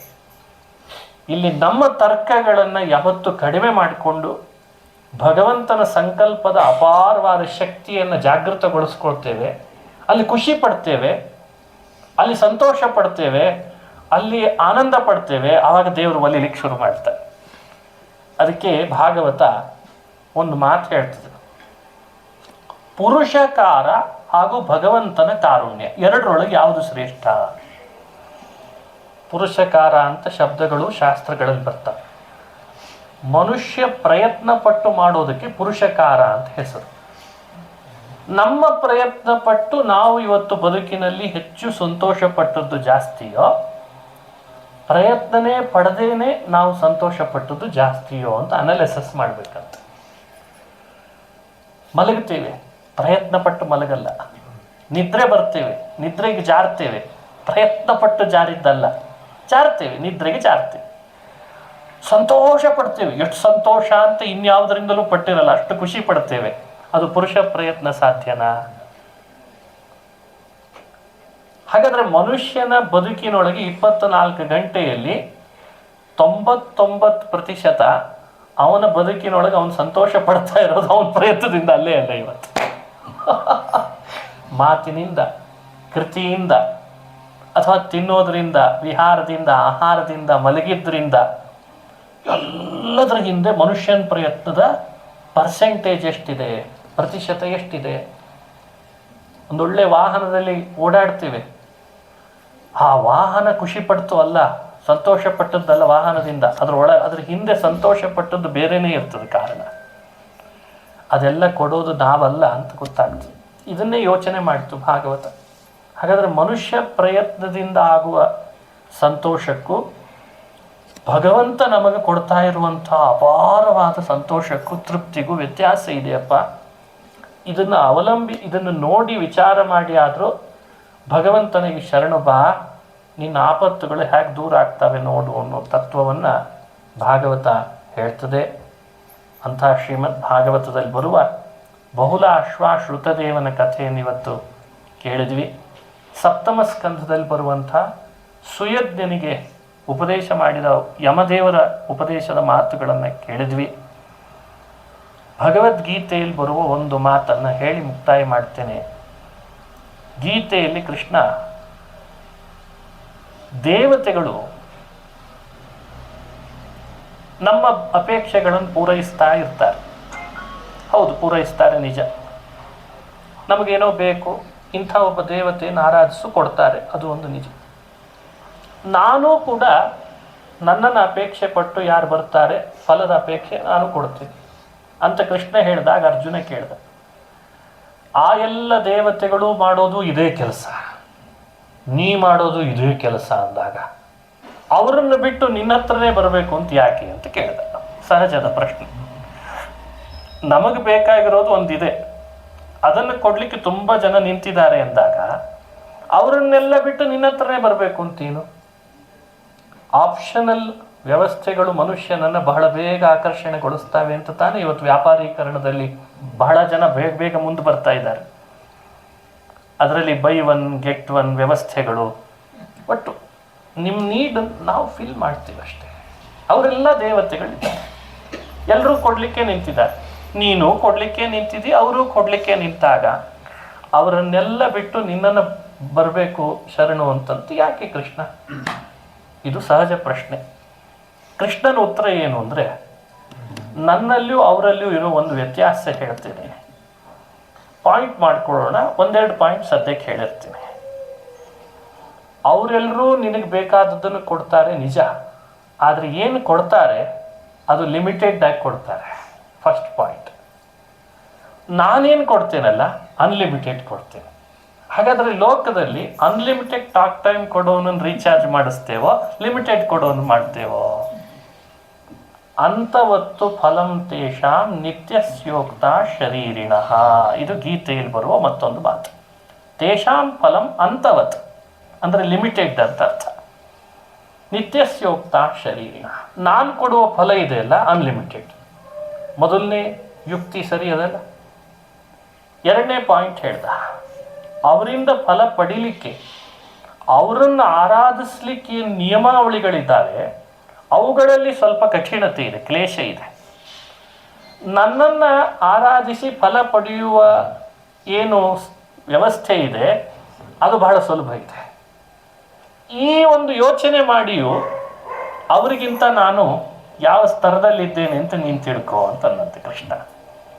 ಅಂದರೆ ನಿಯಮಗಳಲ್ಲಿ ವಸ್ತು, ದ್ರವ್ಯ, ವಸ್ತು ಅಂದರೆ ದ್ರವ್ಯ, ಕಾಲ, ದೇಶಗಳ ನಿರ್ಬಂಧ ಜಾಸ್ತಿ. ಒಬ್ಬ ದೇವತೆಯನ್ನು ಆರಾಧಿಸಬೇಕಾದ್ರೆ ದೇಶದ ನಿರ್ಬಂಧ ಇದೆ, ಕಾಲದ ನಿರ್ಬಂಧ ಇದೆ, ಹಾಗೂ ದ್ರವ್ಯದ ನಿರ್ಬಂಧ ಇದೆ. ಎಲ್ಲ ದೇವತೆಗಳು ಹಾಗೆ ತಮ್ಮದೇ ಒಂದು ವ್ಯವಸ್ಥೆಯನ್ನು ಮಾಡ್ಕೊಂಡಿದ್ದಾರೆ. ಇಂಥದ್ದನ್ನು ಹಾಕಿದ್ರಷ್ಟೇ ನಾವು ಪ್ರೀತರಾಗ್ತೀವಿ. ಅದು ಅವ್ರ ಇಷ್ಟ. ಅದು ಮತ್ತು ಅದರ ಮೇಲೆ ಚರ್ಚೆ ಮಾಡಲಿಕ್ಕೆ ಅವಕಾಶ ಇಲ್ಲ. ಒಂದಿಷ್ಟು ಬೇಡವಾದದ್ದು ಇದೆ, ಅದನ್ನು ತೊಗೊಂಡು ಬಂದರೆ ಅವರಿಗೂ ಸಿಟ್ಟು ಬರ್ತದೆ. ಅಂಥವೆಲ್ಲ ಮಾಡಬೇಡ ಅಂತಾರೆ. ಇದು ದೇವತೆಗಳಲ್ಲಿ ಇತ್ತೀಚಿನ ದಿನಗಳಲ್ಲಿ ಈಗ ಗಣಪತಿಯ ಪೂಜೆ ಮಾಡಿದ್ವಿ. ಅವನಿಗೆ ಬೇಡವಾದದ್ದು ಬಹಳ ಇದೆ, ಅವನಿಗೆ ಬೇಕಾದದ್ದು ಇದೆ. ಅದರಲ್ಲಿ ಸಂಖ್ಯೆ ನಿರ್ಬಂಧ, ಎಲ್ಲ 21 ಆಗಬೇಕು ಅಂತ ಸಂಖ್ಯೆ ನಿರ್ಬಂಧ, ದ್ರವ್ಯದ ನಿರ್ಬಂಧ, ಕಾಲದ ನಿರ್ಬಂಧವನ್ನು ಹಾಕ್ಕೊಂಡು ತಮ್ಮ ತಮ್ಮ ಭಕ್ತರ ಜೊತೆಗೆ ತಾವು ಮಾತನಾಡಿ ಅವರಿಗೆ ಫಲ ಕೊಡುವಂಥ ಒಂದು ವ್ಯವಸ್ಥೆ ಅವ್ರದ್ದಂತೆ. ದೇವರ ಬಗ್ಗೆ ಯೋಚನೆ ಮಾಡ್ಲಿಕ್ಕೆ ಹೊರಟ್ರೆ ಕೃಷ್ಣ ಅಂತಾನೆ ನಂದು ಯಾವುದೂ ಇಲ್ಲ ಅಲ್ಲ. ಮತ್ತು ನಿಂದೇನಪ್ಪ? ಪತ್ರಂ ಪುಷ್ಪಂ ಫಲಂ ತೋಯಂ ಯೋ ಮೇ ಭಕ್ತ್ಯಾ ಪ್ರಯಚ್ಛತಿ ತದಿದಂ ಭಕ್ತ್ಯುಪಹೃತಂ ಅಶ್ನಾಮಿ ಪ್ರಯತಾತ್ಮನಃ. ಪತ್ರಂ, ಒಂದಿಷ್ಟು ಮರಗಳಲ್ಲಿ ಬಿಟ್ಟ ಪತ್ರಗಳನ್ನು ನಿನ್ನೊಳಗಿರೋ ಭಕ್ತಿಗೆ ಅನುಗುಣವಾಗಿ ನನಗೆ ಅರ್ಪಣೆ ಮಾಡು ಸ್ವಾಮಿ. ಇವತ್ತು ಪತ್ರ ಅರ್ಪಣೆ. ಪುಷ್ಪಂ, ಫಲಂ, ಯಾವುದೂ ಕೂಡ ಹೆಚ್ಚು ಖರ್ಚು ಬರುವಂಥದ್ದಲ್ಲ, ಆಯಾಸದಿಂದ ಪಡಿಬೇಕಾದದ್ದಿಲ್ಲ. ಇವನ್ನ ಆಯಾಸ ಇಲ್ಲ, ಖರ್ಚು ತರ್ತಾ ಇಲ್ಲ, ಅತಿ ಸುಲಭದ ವಿಧಾನ ಇದೆ. ಇದನ್ನು ನನ್ನೊಳಗೆ ನೀನು ಮಾಡೋಣದ್ರಿಂದಲೇ ಪ್ರೀತನಾಗಿ, ಆ ಭಕ್ತಿಗೆ ಪ್ರೀತನಾಗಿ ನಿನಗೆ ಫಲ ಕೊಡೋನು ನಾನು. ಸ್ವಲ್ಪ ಜಿಜ್ಞಾಸೆ ನಿನ್ನ ಮನಸ್ಸಿನಲ್ಲಿ ಮುಂದುವರಿಸ್ಕೋ. ಆ ದೇವತೆಗಳಿಗೂ ಅದೇ ದೇವತೆಗಳ ಮಧ್ಯದಲ್ಲಿರುವ ನನಗೂ, ನಾನು ಕೊಡೋ ಫಲಕ್ಕೂ ಅವ್ರು ಕೊಡುವ ಫಲಕ್ಕೂ, ನನ್ನನ್ನು ಪ್ರೀತಿಪಡಿಸೋದಕ್ಕೂ ಅವರನ್ನು ಪ್ರೀತಿಪಡಿಸೋದಕ್ಕೂ ಇರುವಂತಹ ವ್ಯತ್ಯಾಸವನ್ನು ಅರ್ಥೈಸಿಕೊಂಡು ನನ್ನಲ್ಲಿ ಭಕ್ತಿ ಮಾಡು, ನಾನು ಯೋಗಕ್ಷೇಮಂ ವಹಾಮ್ಯಹಂ ಅಂತ ಕೃಷ್ಣ ಹೇಳಿದ್ದಾನೆ. ಇದು ಭಗವದ್ಗೀತೆಯಲ್ಲಿ ಬಂದ ಒಂದು ಅಪೂರ್ವವಾದ ಇನ್ಸಿಡೆನ್ಸು. ಭಾಗವತದಲ್ಲಿ ಬಂದದ್ದನ್ನು, ಭಗವದ್ಗೀತೆಯಲ್ಲಿ ಬಂದದ್ದನ್ನು ಇವತ್ತು ಸ್ವಲ್ಪ ಹೊತ್ತು ನಾವು ನಿಮ್ಮ ಜೊತೆಯಲ್ಲಿ ಚಿಂತನೆ ಮಾಡಿದ್ದೇನೆ. ಇಂಥ ಶ್ರೀಮದ್ ಭಾಗವತ, ಭಗವದ್ಗೀತೆಗಳೇ ನಮ್ಮ ಕಣ್ಣುಗಳಾಗಬೇಕು. ಸದಾ ಅವುಗಳ ಅವಲೋಕನ, ಅವುಗಳ ಒಟ್ಟಿಗೆ ನಾವಿದ್ದರೆ, ಸದಾ ನಾವು ಅವರೊಟ್ಟಿಗೆ ಇದ್ದೇವೆ ಅಂದರೆ ದೇವರೊಟ್ಟಿಗೆ ಇದ್ದೇವೆ ಅಂತ ಅರ್ಥ. ಗೀತೆ ದೇವರ ಒಂದು ರೂಪ, ಭಾಗವತ ಕೃಷ್ಣನ ಪ್ರತೀಕ. ನಾವು ಹೊರಗಿನವರೊಟ್ಟಿಗೆಲ್ಲ ಕಾಂಟ್ಯಾಕ್ಟಲ್ಲಿ ಇರ್ತೇವೆ. ಯಾಕೆ? Connecting peoples. We are also connecting peoples. ಯಾವಾಗಲೂ ಏರ್ಟೆಲ್ ಇದೆ, BSNL ಇದೆ. ಬಹು ಸಂಪರ್ಕ ಸಾಧಿಸಿದ ವ್ಯಕ್ತಿಗಳು ನಾವೆಲ್ಲ. ದೌರ್ಭಾಗ್ಯ ಏನು ಅಂದರೆ ದೇವ್ರ ಜೊತೆಗೆ ಮಾತ್ರ ಸಂಪರ್ಕ ಸಾಧಿಸ್ತಾ ಇಲ್ಲ ಅನ್ನೋದು. ಆ್ಯಕ್ಚುಲಿ ಸಂಪಾದಿಸಬೇಕಾಗಿರೋದು ಭಗವಂತನ ಜೊತೆಗೆ ಸಂಪರ್ಕ. ಅದಕ್ಕೆ ಉಪನಿಷತ್ ಹೇಳ್ತು, ಏನ ವಿಜ್ಞಾತೇನ ಸರ್ವಂ ವಿಜ್ಞಾತಂ ಭವತಿ ಅಂತ. ಯಾವನೊಬ್ಬನ ಒಟ್ಟಿಗೆ ನಾವು ಇವತ್ತು ಕನೆಕ್ಟ್ ಆದರೆ, ಇಡೀ ಜಗತ್ತಿನ ಜೊತೆಗೆ ಕನೆಕ್ಟ್ ಆದರೆ ಏನು ಬೇಕೋ ಅದೆಲ್ಲ ಸಿಗ್ತದಂತೆ. ಇಡೀ ಜಗತ್ತಿನೆಲ್ಲ ಕನೆಕ್ಟ್ ಮಾಡಿಯೂ ಅದನ್ನು ಸೃಷ್ಟಿ ಮಾಡಿರೋ ದೇವರೊಟ್ಟಿಗೆ ಕನೆಕ್ಟ್ ಆಗದೆ ಇದ್ದರೆ ಯಾರ ಜೊತೆಗೆ ಕನೆಕ್ಟ್ ಆದರೂ ಫಲ ಇಲ್ಲ ನೋಡಿ. ಏನ ವಿಜ್ಞಾತೇನ ಸರ್ವಂ ವಿಜ್ಞಾತಂ ಭವತಿ ಏಕೇನೈವ ಮೃತ್ಪಿಂಡೇನ ಅಂತ ಈ ಅರ್ಥದಲ್ಲಿ ಆ ಉಪನಿಷತ್ತು ಹೇಳಿತು. ಅವನೊಟ್ಟಿಗೆ ಕನೆಕ್ಟ್ ಆಗ್ತಾ ಇಲ್ಲ ಅಂದರೆ ಇನ್ಯಾರ ಜೊತೆಗೆ ಸಂಪರ್ಕ ಸಾಧಿಸಿ ಲಾಭ ಏನು? ಆ ಸಂಪರ್ಕ ಸಾಧನ ಯಾವುದು? ಇಲ್ಲಿ BSNL ಕೆಲಸ ಮಾಡಲ್ಲ. ಭಗವಂತನೊಟ್ಟಿಗೆ ಸಂಪರ್ಕ ಸಾಧಿಸಿಕೊಡು ಅಂದರೆ ಇಲ್ಲ. ಇನ್ಯಾವುದೋ ಉಪಕರಣಗಳು ಸಾಧನೆ ಮಾಡಲಿಕ್ಕಲ್ಲ. ಭಾಗವತ, ಭಗವದ್ಗೀತೆ ಕಲಿಯುಗದ ಸಜ್ಜನರಿಗೆ ಭಗವಂತ ತನ್ನನ್ನು ಸಂಪರ್ಕ ಮಾಡಲಿಕ್ಕೆ ಕೊಟ್ಟ ಅಪೂರ್ವ ಸಾಧನ ಯಾವುದು ಅಂದರೆ ಒಂದು ಭಾಗವತ, ಇನ್ನೊಂದು ಭಗವದ್ಗೀತೆ. ಈ ಎರಡನ್ನು ನೀವು ಇಟ್ಕೊಳ್ರಿ, ಆಲೋಚನೆ ಮಾಡಿ, ಚಿಂತನೆಗೆ ಒಳಪಡಿಸ್ರಿ. ಇದರೊಟ್ಟಿಗೆ ನೀವಿರ್ರಿ ಅಂದರೆ ನಾನು ನಿಮ್ಮೊಟ್ಟಿಗೆ ಇದ್ದೇನೆ ಅಂತ ತಿಳಿಯಿರಿ ಅಂತ ಹೇಳ್ತಾನೆ. ಅಂಥ ಶ್ರೀಮದ್ ಭಾಗವತ ಭಗವದ್ಗೀತೆಯ ಒಂದೆರಡು ವಿಷಯ ನಿಮ್ಮೊಟ್ಟಿಗೆ ಹಂಚಿಕೊಂಡಿದ್ದೇನೆ ಅಂತ ಹೇಳ್ತಾ, ನಾಳೆ ಮತ್ತೆ ಎಷ್ಟು ಗಂಟೆ? ಬೆಳಗ್ಗೆ 8:30 ಸುಮಾರು ಇದೇ ಭಾಗವತದಲ್ಲಿ ಬಂದ ಒಂದೆರಡು ಕಥೆಗಳನ್ನು ಹಾಗೂ ಭಗವದ್ಗೀತೆಯನ್ನು ಹೇಳೋ ಪ್ರಯತ್ನ ಮಾಡ್ತೇನೆ. ಶ್ರೀಕೃಷ್ಣ ಅರ್ಪಣಮಸ್ತು. ಹರಯೇ ನಮಃ, ಹರಯೇ ನಮಃ. ಇನ್ನು ಕೆಲವು